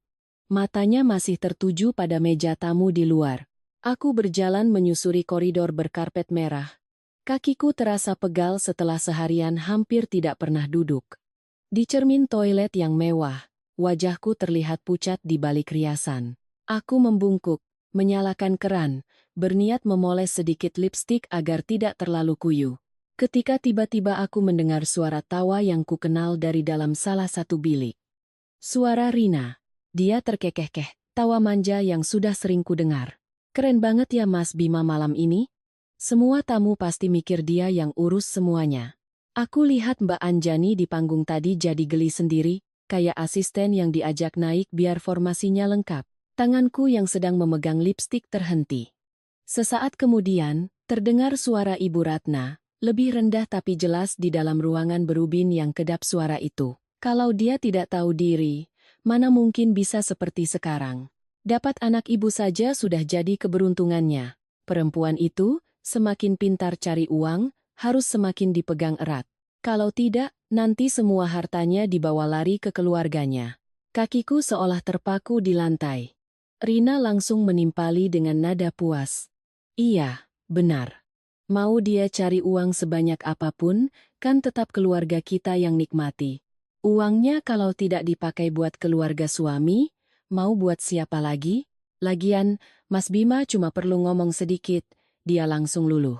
Ibu Ratna tertawa. Tawa puas dari orang yang merasa sudah berhasil membaca dan memanfaatkan orang lain. Orang pintar itu kalah sama orang tulus, nduk. Punya menantu pintar itu rezeki, tapi kalau mau menikmati rezeki itu, harus tahu cara menjaganya. Terutama tipe perempuan yang punya uang dan karir, yang di luar sana disegani orang. Sekali dia berbalik, semua hartanya bisa mengalir ke rumah ibunya. Aku berdiri tak bergerak di depan cermin, menatap bayanganku sendiri dan merasa asing. Ternyata selama bertahun-tahun ini, di mata mereka, semua usahaku mengurus bapak mertua ke rumah sakit, membayar obat, membelikan perabotan untuk ibu mertua, membayar biaya kursus, laptop, dan ponsel untuk adik ipar tidak pernah dianggap sebagai kasih sayang. Semuanya hanyalah sumber daya yang dieksploitasi dengan cerdik. Mereka tidak berterima kasih, tidak merasa bersalah, bahkan menganggap seberapa banyak yang bisa mereka dapatkan dariku adalah sebuah prestasi. Rina kembali bersuara, kali ini lebih pelan tapi semakin pedas. Dan ibu lihat kan, di luar orang kira Mbak Anjani itu hebat. Tapi di rumah, Mas Bima ngomong satu kata saja, dia harus nurut. Memang, pria hebat itu dinilai dari caranya mendidik istri. Ibu Ratna menjawab panjang. Anak ibu, lah. Dia harus tahu cara mengendalikan istrinya baru rumah tangganya bisa mapan. Perempuan yang terlalu pintar tapi tidak tahu cara menunduk cuma akan bikin rumah tangga hancur. Setiap kata, setiap kalimat, seperti menuangkan air paling dingin ke telingaku. Bukan lagi perasaan sedih atau kecewa. Aku hanya melihat sebuah kebenaran yang begitu jelas. Selama bertahun-tahun, aku tidak hidup dalam sebuah keluarga. Aku hidup di tengah sebuah sistem yang diatur untuk secara otomatis menyedot tenaga, uang, dan kesabaranku. Aku tidak mendobrak masuk, tidak mendorong pintu, apalagi membuat keributan seperti yang orang bayangkan. Saat itu, aku luar biasa tenang. Mungkin karena ketika ilusi sudah hancur berkeping-keping, manusia tidak lagi punya energi untuk meledak-ledak. Aku hanya meletakkan lipstikku, mencuci tangan dengan sangat perlahan, lalu mengangkat kepala menatap cermin sekali lagi. Perempuan di cermin itu masih aku, rambut disanggul rapi, kebaya masih licin, bibir berpoles warna lembut. Penampilan luarnya tidak ada yang berubah, hanya sorot matanya yang berbeda. Tidak ada lagi kelembutan dari orang yang masih mencoba percaya, juga tidak ada lagi kehangatan dari orang yang masih menganggap rumah suaminya sebagai tempat untuk mencurahkan hati. Sejak saat itu, bagian terakhir dalam diriku telah benar-benar berubah. Aku melangkah keluar. Tepat saat Ibu Ratna dan Rina juga keluar dari bilik sebelah. Keduanya terkejut melihatku. Tapi hanya sekejap sebelum kembali bersikap normal. Rina bahkan tersenyum manis. Loh, Mbak Anjani dari tadi di sini? Aku menatapnya, lalu menatap Ibu Ratna. Tanpa bentakan, tanpa sindiran, aku hanya menjawab singkat. Iya, baru selesai memoles lipstik. Ibu Ratna tersenyum kaku sambil merapikan kebayanya. Iya, kamu capek ya malam ini. Aku mengangguk, hatiku datar.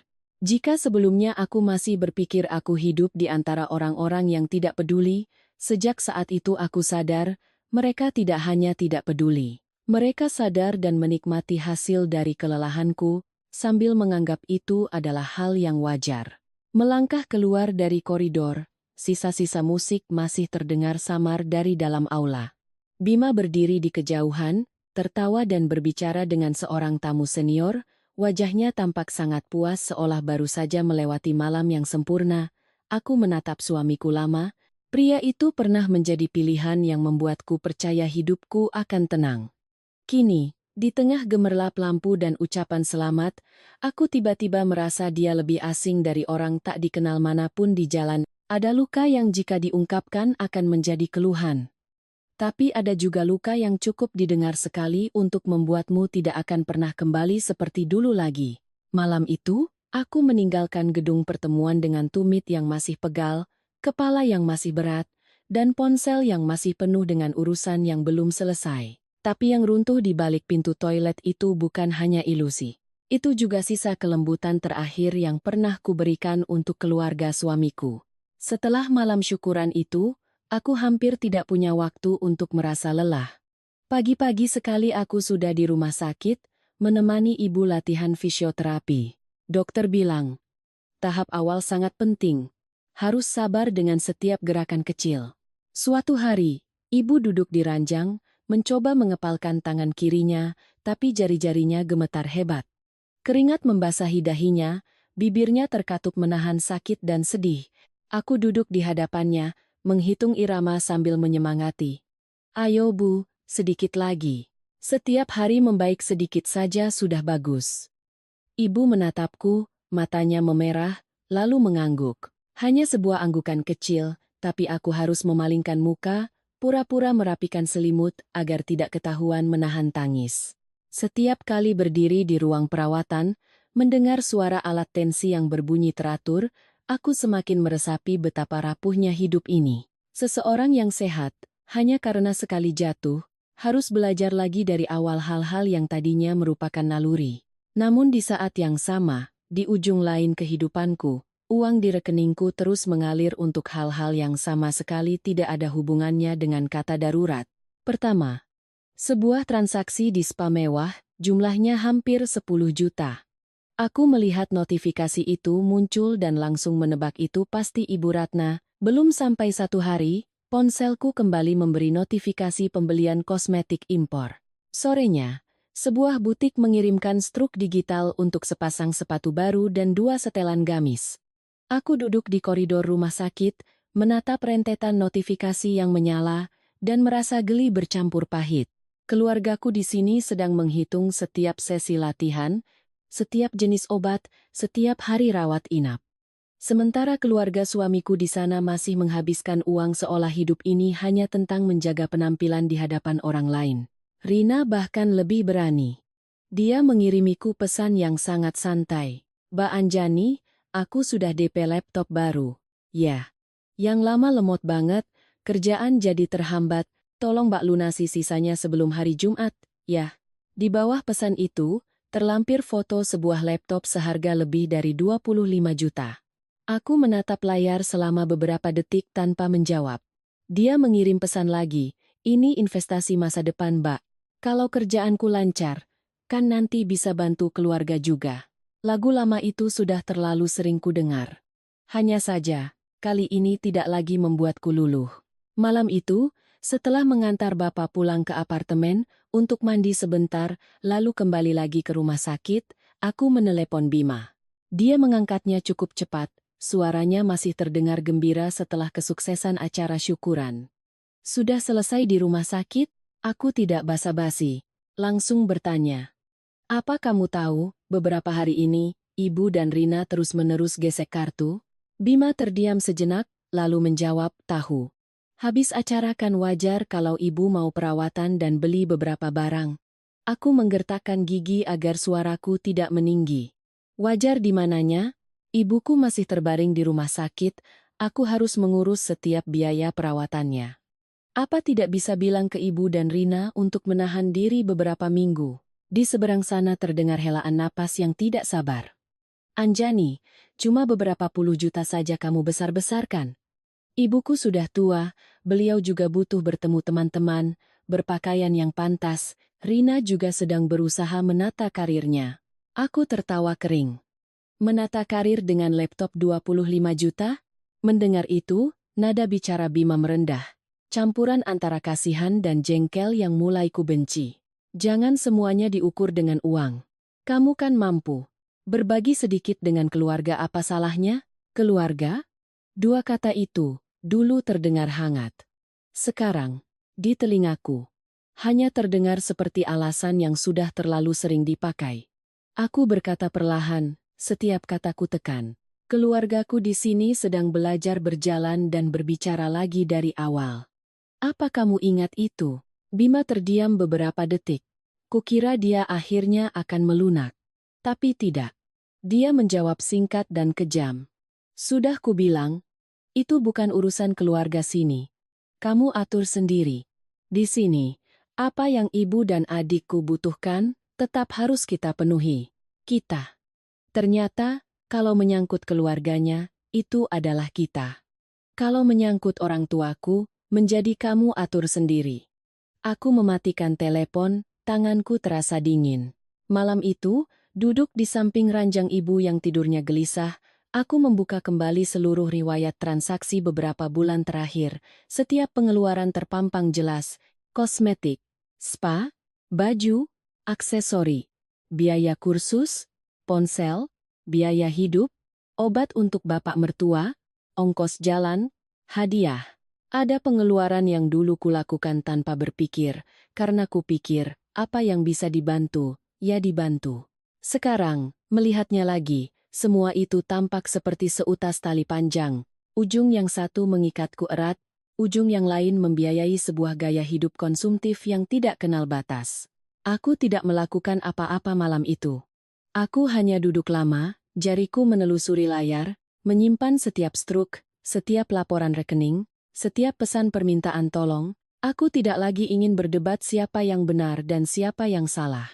Ketika hati seseorang sudah berat sebelah, banyak bicara hanya akan membuat diri sendiri semakin lelah. Di dunia ini, yang paling menakutkan bukanlah memberi, tetapi memberi terlalu lama hingga orang lain percaya itu adalah hak yang wajar mereka terima. Aku sadar, mulai saat ini, yang kubutuhkan bukan lagi kata-kata penghiburan yang terlambat dari suamiku, melainkan kepala yang cukup dingin untuk melihat lurus pada semua yang selama ini telah kutanggung. Setelah lebih dari 2 minggu dirawat, kesehatan ibuku mulai membaik sedikit demi sedikit. Beliau sudah bisa mengucapkan beberapa kata dengan lebih jelas, tangan kirinya juga bisa diangkat lebih tinggi, meskipun setiap gerakan masih lambat dan menyakitkan. Melihat ibu berpegangan pada tepi ranjang untuk berlatih berdiri, hatiku campur aduk antara kasihan dan bahagia. Kupikir, sudahlah, yang penting orangnya masih ada, selama ibu mau berusaha, semuanya akan membaik. Tapi benar kata orang, musibah tidak datang sendirian.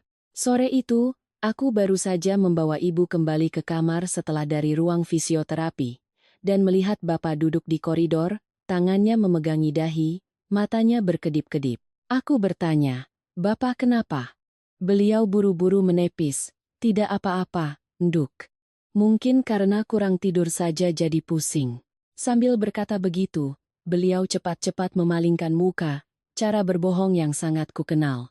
Aku duduk di sebelahnya, setelah kudesak terus-menerus, barulah beliau mau mengaku. Ternyata sudah hampir sebulan ini, mata kanannya terasa kabur. Kadang seperti ada selaput kabut, kadang ada kilatan cahaya lalu gelap. Beliau berencana menunggu ibu membaik baru akan periksa. Takut kalau sekarang bilang, aku akan semakin pusing. Mendengar itu, aku merasa kasihan sekaligus marah. Kasihan karena bapakku seumur hidup selalu begitu, sakit pun ditelan sendiri. Marah karena beliau selalu menganggap dirinya beban, padahal jasa mereka tak akan pernah bisa kubalas seumur hidupku. Aku langsung membawa bapak periksa keesokan paginya. Setelah serangkaian pemeriksaan, dokter berkata terus terang, ada komplikasi pada retina, perkembangannya cepat, harus segera dioperasi. Jika ditunda, ada risiko kehilangan penglihatan permanen. Aku duduk mendengarkan, punggungku terasa dingin. Bapakku hanya diam, kedua tangannya di atas lutut, mencengkeram begitu erat hingga urat-uratnya menonjol. Keluar dari ruang periksa, beliau hanya berkata satu kalimat, "Sudah, tidak usah saja. Nduk, Bapak sudah tua. Bisa melihat seadanya saja sudah cukup." Aku berbalik, "Bapak bicara apa? Ini mata Bapak. Kenapa bilang tidak usah?" Beliau tersenyum getir, suaranya pelan, "Ibumu masih dirawat, biayanya banyak. Bapak tidak mau menambah bebanmu." Kalimat itu membuat tenggorokanku tercekat. Orang tua kandung memang selalu begitu. Sakit pun takut anaknya khawatir, kekurangan pun takut anaknya boros. Sementara ada orang-orang sehat yang menghabiskan uangku seperti air, dan masih merasa itu wajar. Dokter memberitahu biaya operasi dan pengobatan awal sekitar 150 juta. Aku duduk di kursi tunggu rumah sakit, membuka aplikasi mobile banking, menghitung dana yang bisa kugunakan. Aku masih punya uang tunai, tapi sebagian besar sudah dialokasikan untuk pengobatan ibu dan beberapa rencana bisnis jangka pendek. Dana darurat bersama kami berdua, jika ditarik sekarang, adalah pilihan yang paling masuk akal. Aku menatap angka di layar dan merasa miris. Bertahun-tahun aku menghabiskan begitu banyak untuk keluarga suami. Begitu bapakku sendiri butuh menyelamatkan penglihatannya, aku harus berpikir keras seperti orang yang mau berutang. Sore harinya, aku pulang ke apartemen untuk mengambil buku tabungan dan beberapa dokumen. Begitu masuk, aku mendengar suara tawa riang dari ruang tamu. Ibu Ratna sedang menjamu dua sahabatnya. Di atas meja ada beberapa tas belanja dari merek ternama. Beliau mengenakan gamis baru berwarna krem, rambutnya ditata rapi, tangannya mengelus-elus tas, suaranya penuh kepuasan. Habis syukuran kemarin, anak-anak rencananya mau ajak saya ke Jepang akhir tahun nanti. Seorang temannya membelalakkan mata. Enak sekali, ya. Punya anak laki-laki hebat, menantunya juga penurut. Ibu Ratna tersenyum bangga.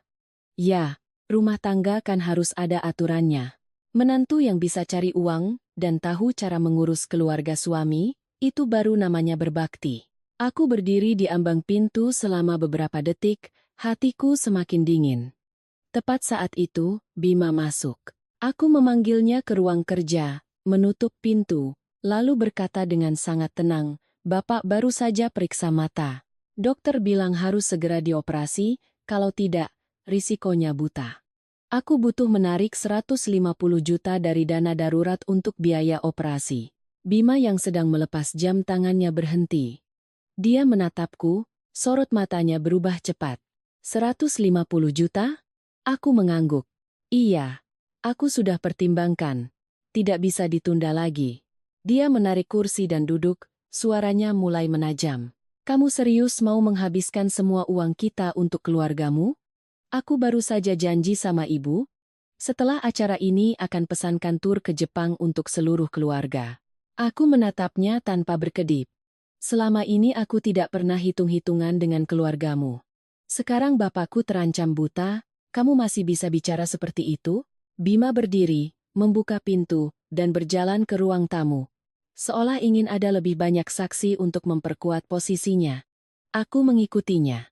Di hadapan Ibu Ratna dan Rina, dia menggebrak meja dengan keras, suaranya meninggi, "Jangan mengungkit-ungkit, kamu mengurus keluarga ini adalah kewajibanmu.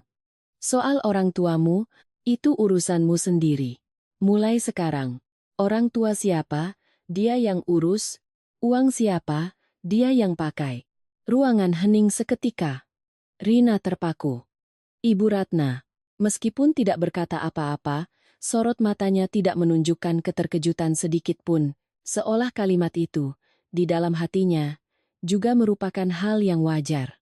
Aku tidak menangis. Aneh sekali.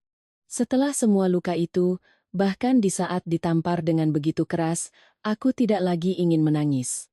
Aku hanya berdiri diam menatap pria di hadapanku. Pria ini pernah berkata di depan orang tuaku bahwa dia tidak akan membiarkanku sengsara.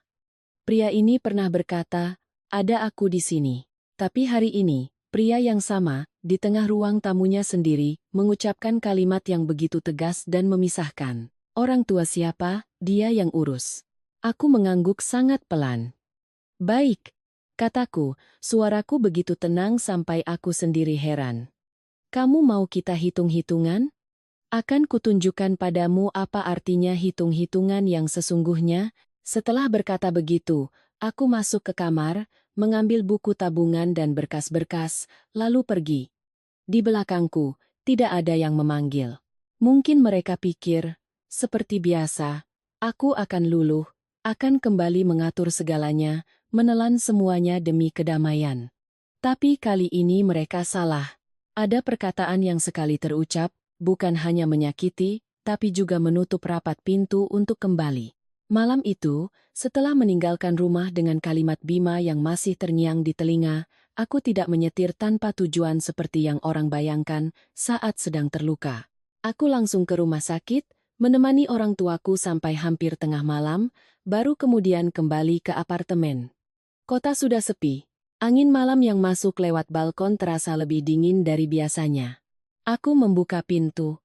Rumah terang tapi sunyi. Mungkin mereka pikir aku hanya sedang marah sesaat. Mereka tidak tahu, yang mati di dalam diriku bukanlah emosi sesaat, melainkan sisa kesabaran terakhir. Aku langsung menuju ruang kerja, menyalakan lampu meja yang temaram, dan duduk. Di hadapanku ada laptop, ponsel, dan buku catatan pengeluaran. Selama bertahun-tahun, semuanya ada di sana, rapi seperti malam-malam lainnya. Hanya orang yang duduk di hadapannya yang tidak lagi sama. Aku tidak menangis, juga tidak memaki siapapun dalam hati. Aku hanya membuka setiap aplikasi perbankan, setiap menu pembayaran rutin, setiap catatan pengeluaran, lalu mulai bekerja, seperti sedang menangani sebuah rencana bisnis yang harus memotong kerugian. Ada luka yang jika masih ada cinta, orang akan berteriak menuntut keadilan. Tapi ketika hati sudah dingin sampai ke dasar, Yang diinginkan hanyalah menarik diri dengan rapi. Hal pertama yang kulakukan adalah memblokir kedua kartu kredit tambahan. Satu atas nama Ibu Ratna, satu lagi atas nama Rina. Aku menatap dua baris tulisan di layar selama beberapa detik, lalu menekan konfirmasi. Notifikasi transaksi berhasil muncul. Sesederhana itu, tapi rasanya beban di dadaku terangkat sedikit. Selama bertahun-tahun, dua kartu itu bukan hanya alat pembayaran.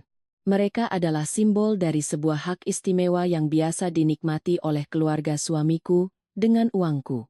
Selanjutnya, aku mengganti semua kata sandi akun bank, dompet digital, aplikasi belanja, dan semua akun pembayaran keluarga yang sebelumnya Bima tahu atau bisa akses dari perangkat di rumah.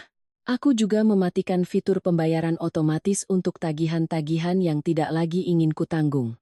Internet, listrik, air, iuran pengelolaan apartemen, layanan pesan antar bahan makanan mingguan. Dulu, semua itu terdebet otomatis, aku tidak perlu berpikir. Sekarang, semuanya kuubah ke mode pembayaran manual. Setelah itu, aku mencari nomor Mbak Lilis, asisten rumah tangga paruh waktu yang biasa datang membersihkan rumah dan memasak 3 kali seminggu. Aku mengirim pesan singkat, Mbak Lilis, mulai minggu depan sementara libur dulu ya.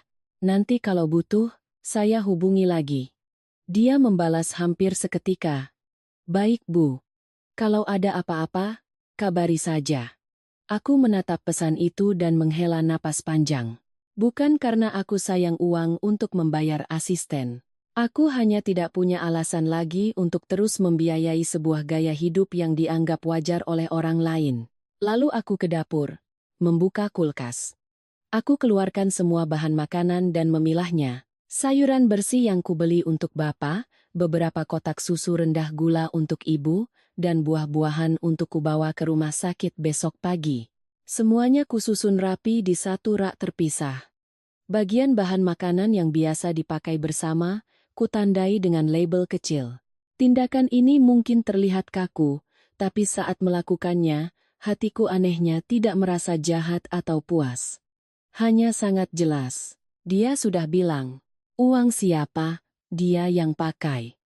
Orang tua siapa, dia yang urus. Maka mulai sekarang, aku akan hidup persis sesuai kalimat itu. Kembali ke meja kerja, aku membuka file Excel yang telah kutulis selama bertahun-tahun. Setiap pos pengeluaran terpampang jelas. Aku membuat tabel baru, membaginya berdasarkan kategori. Mana biaya apartemen, mana biaya pribadi, mana biaya yang dikeluarkan untuk masing-masing orang. Aku tidak melakukannya untuk mengungkit-ungkit. Aku melakukannya agar mulai besok, tidak ada lagi yang abu-abu. Hampir jam 2 pagi, barulah aku menutup laptop. Di luar jendela, kota sudah terlelap. Di kamar sebelah, Bima belum pulang. Atau mungkin sudah pulang dan tidur. Aku tidak peduli. Malam itu, untuk pertama kalinya setelah bertahun-tahun, aku tidak lagi merasa sebagai seorang istri yang sedang berusaha mempertahankan rumah tangga. Aku hanya merasa sebagai seorang perempuan yang baru saja belajar sebuah pelajaran yang sangat mahal. Kebaikan tanpa batas, cepat atau lambat, akan menjadi sumur yang ditimba habis oleh orang lain. Pagi harinya, pukulan pertama datang lebih cepat dari yang kuduga. Sekitar jam 10 pagi. Saat aku sedang di rumah sakit mendengarkan penjelasan dokter tentang jadwal operasi mata Bapak, ponselku berdering terus-menerus. Ibu Ratna. Aku menatap layar sejenak, lalu mengangkatnya. Di seberang sana, suaranya terdengar panik dan kesal. Anjani, kartu ibu kenapa tidak bisa dipakai? Ibu lagi di salon, banyak orang. Cepat kamu periksa. Aku bersandar di dinding koridor, mataku menatap lurus ke ujung lorong yang terang. Jika ini adalah aku yang dulu, mungkin aku akan panik, meminta maaf, lalu segera mentransfer uang agar beliau tidak malu. Tapi hari itu, aku hanya menjawab dengan nada datar, sudah saya blokir, Bu. Di seberang sana hening sejenak, lalu suaranya meninggi. Diblokir? Maksudmu apa? Aku berkata perlahan, setiap kataku tekan. Tadi malam Mas Bima sudah bilang, kan, Bu? Uang siapa, dia yang pakai. Orang tua siapa, dia yang urus. Mulai sekarang, kalau ibu butuh apa-apa, silakan hubungi putra ibu untuk membayarnya. Aku menutup telepon setelah itu. Tanganku tidak gemetar, tenggorokanku tidak tercekat, hatiku tidak merasa puas. Hanya ada perasaan aneh, seperti orang yang sudah terlalu lama memikul beban berat, akhirnya berani meletakkannya. Dan aku tahu, sejak saat itu, rumah itu tidak akan lagi berjalan dengan irama yang sama. Benar dugaanku, setelah insiden kartu kredit di salon, suasana di rumah berubah drastis. Keesokan paginya, aku pulang ke apartemen untuk mengambil pakaian tambahan untuk orang tuaku dan beberapa dokumen. Begitu membuka pintu, aku melihat Ibu Ratna duduk di ruang tamu, wajahnya muram. Rina berdiri bersandar di lemari sepatu, bibirnya cemberut, ekspresinya kesal seolah akulah yang berbuat salah. Begitu melihatku, Ibu Ratna langsung bersuara. Nadanya tidak lagi manis seperti biasa, tapi juga belum sampai membentak. Maksudmu apa melakukan ini? Apa salah ibu sampai kamu tega memblokir kartu ibu di depan umum? Aku menunduk mengganti sandal, meletakkan tas di kursi, baru kemudian menatapnya. Saya hanya melakukan apa yang dikatakan Mas Bima, Bu. Kemarin dia sudah bilang dengan sangat jelas. Uang siapa? Dia yang pakai. Rina langsung menyela, suaranya melengking. Tapi cara Mbak itu sama saja sengaja bikin ibu malu. Kalau ada masalah kan bisa dibicarakan di rumah, kenapa harus main potong begitu? Aku menoleh padanya, begitu tenang sampai aku sendiri heran. Orang tua sedang bicara, jangan memotong. Lagi pula, saya tidak memotong apa-apa. Saya hanya berhenti membayar hal-hal yang bukan lagi tanggung jawab saya. Wajahnya memerah, hendak membantah lagi, tapi Bima keluar dari kamar. Mungkin dia pulang larut malam dan baru bangun. Ekspresinya sulit ditebak, campuran antara kesal, bingung, dan kehilangan kendali. Dia menarik kursi, memijat keningnya, lalu berkata dengan suara rendah tapi tegas, "Untuk apa kamu melakukan ini sampai sejauh ini? Ibuku sudah tua, apa kamu tidak bisa sedikit saja memikirkannya?" Aku menatap suamiku, hatiku datar seperti permukaan air. Waktu kamu bilang, orang tua siapa, dia yang urus, apa kamu sedikit saja memikirkan orang tuaku? Kalimat itu membuat seisi ruangan terdiam. Aku tidak menunggu jawaban. Aku berjalan ke dapur, membuka kulkas, dan seperti dugaanku, bahan makanan yang kupisahkan masih utuh, sementara rak untuk bersama sudah kosong melompong. Mbak Lilis tidak datang, jadi sejak semalam tidak ada yang memasak. Di wastafel masih ada 2 gelas kotor. Siang harinya, Mbak Lilis menelepon. Pagi tadi Bu Ratna telepon, suruh saya datang masak sama bersih-bersih. Tapi saya bilang Ibu Anjani sudah menyuruh saya libur. Jadi bagaimana Bu? Aku memegang telepon, mataku menatap keluar jendela. Aku menjawab singkat. Mbak libur saja seperti yang saya bilang. Kalau ada yang memanggil Mbak, biarkan mereka yang membayar sendiri ya. Mbak, sore harinya, saat aku kembali untuk mengambil berkas asuransi ibu, aku mendengar suara piring beradu di dapur. Rina sedang kesulitan dengan penanak nasi, sementara Ibu Ratna berdiri di depan kulkas dengan wajah masam. Beliau menoleh padaku, kenapa isi kulkas tinggal ini saja, bahan makanan yang lain mana? Aku meletakkan berkas di meja.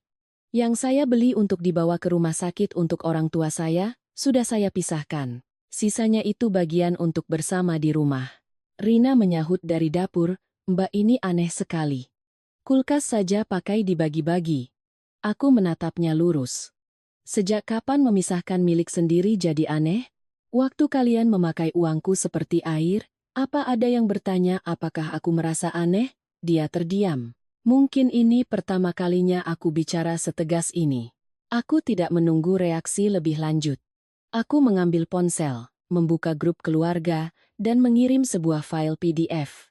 Itu adalah rincian biaya bulanan apartemen yang sudah kusiapkan. Listrik, air, internet, iuran pengelolaan, bahan habis pakai, biaya makanan pokok semuanya dibagi dengan jelas. Aku berkata, mulai bulan ini, saya hanya akan membayar bagian saya. Sisanya, silakan kalian bertiga bagi sendiri. Kalau perlu lebih transparan, saya bisa cetakkan rinciannya. Bima membuka ponselnya, wajahnya menegang. Dia menggulir ke bawah, lalu mengangkat kepala dan tersenyum sinis. Kamu bertingkah seperti auditor saja. Aku mengangguk. Benar. Karena selama ini tidak jelas, makanya ada yang menganggap semuanya wajar. Malam itu, Bima mentransfer 3 juta ke rekeningku dengan keterangan uang makan bulan ini. Melihat angka itu, aku hanya bisa tersenyum miris. Selama ini, sekali belanja saja mereka bisa menghabiskan lebih dari itu. Sekarang, mengirim uang untuk makan sebulan rasanya seperti memberi sedekah. Tapi aku tidak berdebat. Aku hanya mengirim pesan di grup, sudah saya terima. Dengan anggaran segini, menu makan bersama mulai besok akan disesuaikan. Keesokan paginya, aku mampir ke apartemen tepat saat Ibu Ratna sedang sarapan. Di meja ada sepiring telur dadar, semangkuk sayur bening, dan sedikit ikan asin. Semuanya bersih dan masih hangat. Tidak bisa dibilang miskin. Tapi jelas tidak ada hidangan mewah seperti yang biasa mereka nikmati. Rina yang melihatku langsung cemberut. Kok lauknya cuma begini? Aku menarik kursi, meletakkan kantong buah, dan menjawab pelan. 3 juta sebulan untuk 3 orang. Setelah dikurangi gas, bumbu, dan minyak, ya lauknya begini. Sudah pas. Ibu Ratna meletakkan sumpitnya dengan keras. Beliau tidak membentak, hanya menatapku dengan sorot mata kesal tapi tidak bisa membantah. Mungkin ini pertama kalinya dalam hidupnya, beliau melihat uang dalam wujud nyata. Bukan kartu yang tinggal digesek, tapi sebutir telur, seikat sayur, sepotong ikan. Bima pulang kerja, membuka tudung saji, dan terdiam. Aku yang sedang mencuci tangan tidak perlu menoleh untuk tahu ekspresinya. Selama ini dia terbiasa pulang kerja disambut nasi hangat, sayur lezat, rumah bersih, dan AC dingin. Semuanya begitu lancar sampai dia mengira itu adalah keadaan alami sebuah pernikahan. Sekarang hanya dengan 1 kali makan malam yang sesuai dengan nilai uangnya, dia sudah merasa kehilangan. Aku mengeringkan tangan. Berjalan melewati meja makan. Dan berkata datar. Dulu kalian tidak pernah lapar, jadi tidak tahu harga sepiring nasi itu berapa. Sekarang sudah tahu, kan bagus. Tidak ada yang menjawab. Dapur itu begitu sunyi sampai suara sendok beradu dengan piring terdengar jelas. Aku tidak merasa puas. Sama sekali tidak. Aku hanya melihat sebuah kebenaran yang sangat sederhana. Ketika kulkas tidak lagi penuh dan makanan tidak lagi disiapkan secara diam-diam oleh seseorang, barulah orang akan sadar apa yang telah mereka habiskan selama ini tanpa pernah tahu bagaimana cara menghasilkannya. Setelah beberapa minggu hidup serba perhitungan, apartemenku tidak lagi ribut dengan pertengkaran. Suasananya berubah menjadi keheningan yang menyesakkan, seperti panci tertutup rapat yang airnya mendidih di dalam. Ibu Ratna mengurangi panggilan teleponnya, Rina selalu cemberut, dan Bima semakin mudah marah. Tapi kemarahannya tidak lagi punya kekuatan. Lalu masalah Rina meledak. Hari itu aku sedang di rumah sakit saat ponselku berdering terus-menerus dari nomor tak dikenal. Begitu kuangkat, suara pria di seberang sana langsung membentak, "Anda keluarga dari Rina? Dia pinjam uang tidak bayar, sekarang kabur kemana?" Aku bertanya dengan dingin siapa mereka, dan dari mana mereka mendapatkan nomorku. Mereka tertawa sinis dan menyebutkan dengan lancar alamat apartemenku, nama perusahaan Bima, bahkan nomor telepon kantornya. Aku menutup telepon, terdiam beberapa saat. Tak sampai 10 menit, Bima menelepon. Suaranya panik, "Anjani, kamu di mana?" Aku menjawab singkat, "Di rumah sakit." Dia menjelaskan dengan kalut bahwa Rina meminjam uang dari beberapa aplikasi pinjaman online pinjol dan mencantumkan nama perusahaan Bima serta alamat apartemenku sebagai referensi. Sekarang Rina tidak bisa bayar, dan para penagih utang menelepon ke kantor, bahkan meninggalkan komentar di halaman media sosial perusahaan. Atasannya marah besar. Aku hanya bertanya satu hal. Totalnya berapa? Bima terdiam, lalu menjawab pelan, "Pokok dan bunganya mungkin lebih dari 130 juta. Aku memejamkan mata. Rina benar-benar nekat, tidak punya kemampuan menghasilkan uang, tapi punya nyali menggunakan reputasi kakaknya dan alamat kakak iparnya untuk berutang. Bima merendahkan suaranya. Untuk pertama kalinya, aku mendengar nada memohon dalam suaranya. Tolong transfer dulu 100 juta, selamatkan aku kali ini. Kalau dibiarkan, kesempatanku untuk promosi bisa hilang. Aku menatap bapakku yang terbaring di ranjang. Ibuku di kamar sebelah masih harus berlatih berjalan. Aku memegang ponsel, hatiku dingin. Uangku, kataku perlahan, hanya untuk orang yang pantas menerimanya. Adikmu, urus saja sendiri. Di seberang sana, suaranya tercekat. Apa kamu harus setega ini? Aku tertawa kecil. Tega? Orang yang pernah bilang orang tua siapa, dia yang urus kepadaku, sekarang merasa sakit karena aku menerapkan prinsip yang sama. Hidup ini memang kadang begitu. Sejak hari itu, masalah di kantor Bima menyebar lebih cepat dari yang dia kira.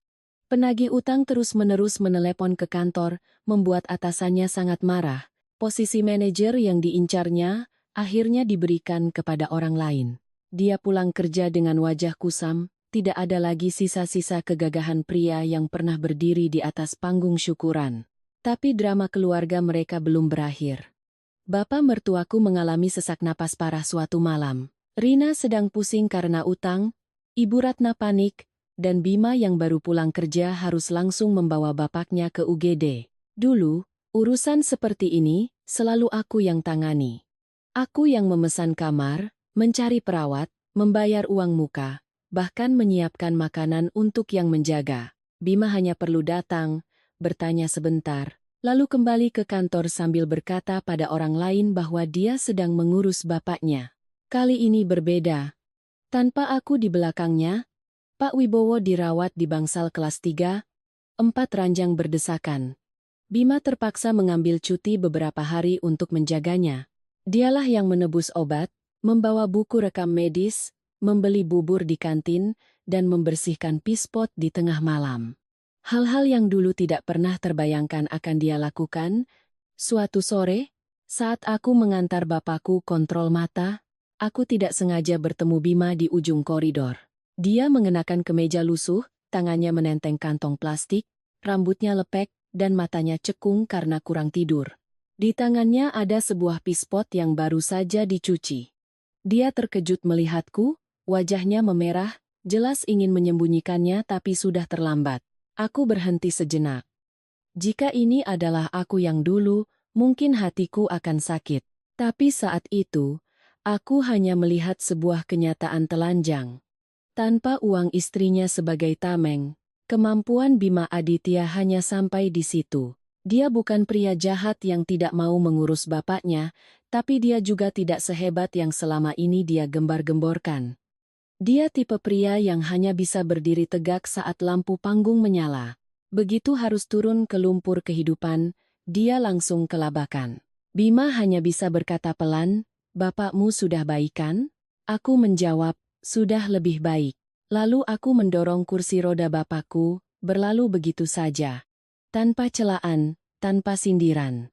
Ada orang yang baru paham apa artinya beban hidup setelah tangannya sendiri membersihkan kotoran ayahnya, menebus setiap resep dengan uangnya sendiri. Sayangnya, pelajaran itu datang terlambat, dan aku sudah tidak lagi berdiri di tempat yang sama untuk menunggunya. Aku memilih satu malam di awal November untuk menyelesaikan semuanya. Setelah memindahkan orang tuaku ke sebuah rumah kontrakan yang lebih tenang di dekat rumah sakit, aku kembali ke apartemen. Ruang tamu itu masih sama. Sofa krem. Rak televisi mengkilap. Pot anggrek yang diletakkan Ibu Ratna di sudut jendela.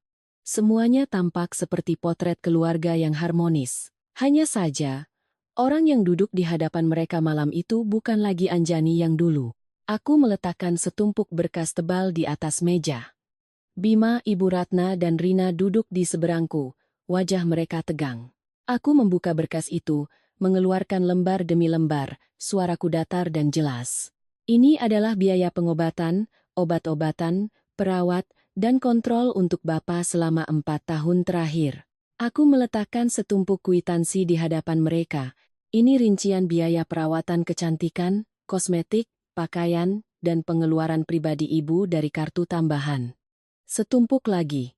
Dan ini biaya kursus, laptop, ponsel, perbaikan motor dan utang-utang Rina yang sudah saya lunasi. Rina menunduk. Ibu Ratna mengatupkan bibirnya. Bima diam membatu. Aku tidak membaca dengan cepat atau dengan nada marah. Aku membacanya agar setiap angka terlihat jelas, agar tidak ada lagi yang bisa bersembunyi di balik kata keluarga.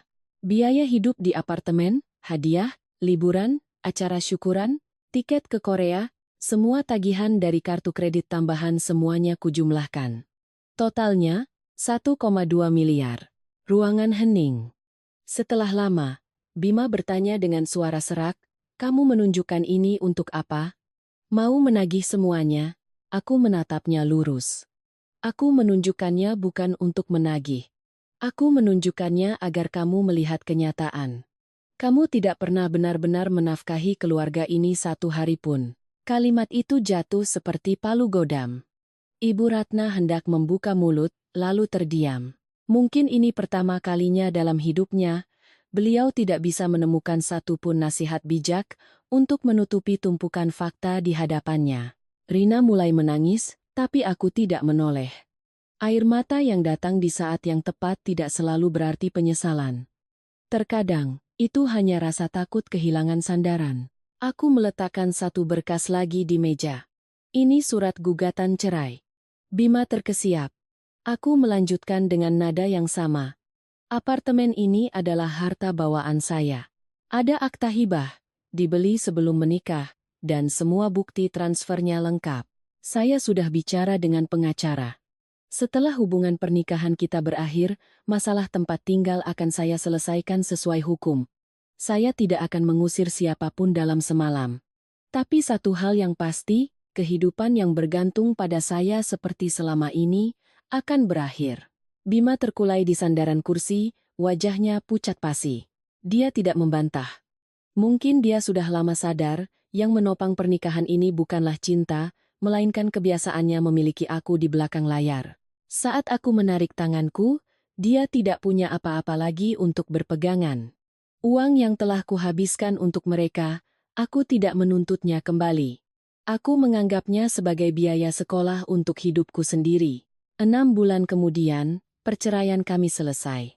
Aku pindah ke rumah baru yang lebih tenang bersama orang tuaku. Ada halaman kecil tempat ibu bisa berjemur di pagi hari dan bapak menanam beberapa pot cabai dan kemangi seperti di kampung. Kesehatan ibuku pulih perlahan tapi pasti. Bapakku, setelah operasi mata, bisa melihat dengan jelas lagi. Saat pertama kali menatap wajahku, beliau tersenyum dengan mata berkaca-kaca. Momen itu saja sudah cukup untuk membuat semua yang telah kulewati terasa pantas. Keluarga Bima. Hidup mereka merosot dengan cepat. Dia diturunkan dari jabatannya. Rina bekerja sebagai petugas kebersihan di sebuah mal. Ibu Ratna pulang kampung, menumpang di rumah saudaranya. Pertemuan terakhirku dengan Bima adalah di sebuah kafe kecil. Dia datang terlambat, mengenakan kemeja kusam. Tatapannya tidak lagi percaya diri. Dia duduk, lalu berkata, "Beberapa bulan ini, aku baru tahu bagaimana rasanya mencari uang untuk orang tua, bagaimana rasanya kekurangan, aku minta maaf." Aku diam. Dia menunduk. Andai saja hari itu aku tidak mengucapkan kalimat itu, apa semuanya akan berbeda? Aku menatap pria di hadapanku, hatiku tenang. Tidak ada lagi benci, tidak ada lagi cinta. Aku berkata perlahan, "Saat ibuku masuk rumah sakit, kamu bilang dia bukan ibumu, jadi bukan urusanmu. Sejak saat itu, kamu juga tidak lagi punya sangkut paut dengan sisa hidupku." Setelah berkata begitu, aku berdiri dan melangkah keluar. Di luar, orang tuaku sudah menunggu di mobil. Matahari sore yang hangat menerpa deretan pohon, suasananya damai. Aku berjalan menuju mereka, menuju dua orang yang telah menyayangiku dengan seluruh hidup mereka, dan hatiku terasa ringan, seolah baru saja meletakkan beban yang sangat panjang. Di dunia ini, perempuan yang hidup dengan cinta dan kasih sayang itu berharga. Tapi cinta tanpa batas, seringkali justru menyerahkan harga diri kita untuk diinjak-injak orang lain. Keluarga adalah tempat bersandar, bukan tempat di mana satu orang harus kelelahan agar yang lain bisa hidup nyaman. Dan ketika kau sudah menyadari itu, Pergi bukanlah sebuah kegagalan, melainkan cara menyelamatkan dirimu di saat yang tepat.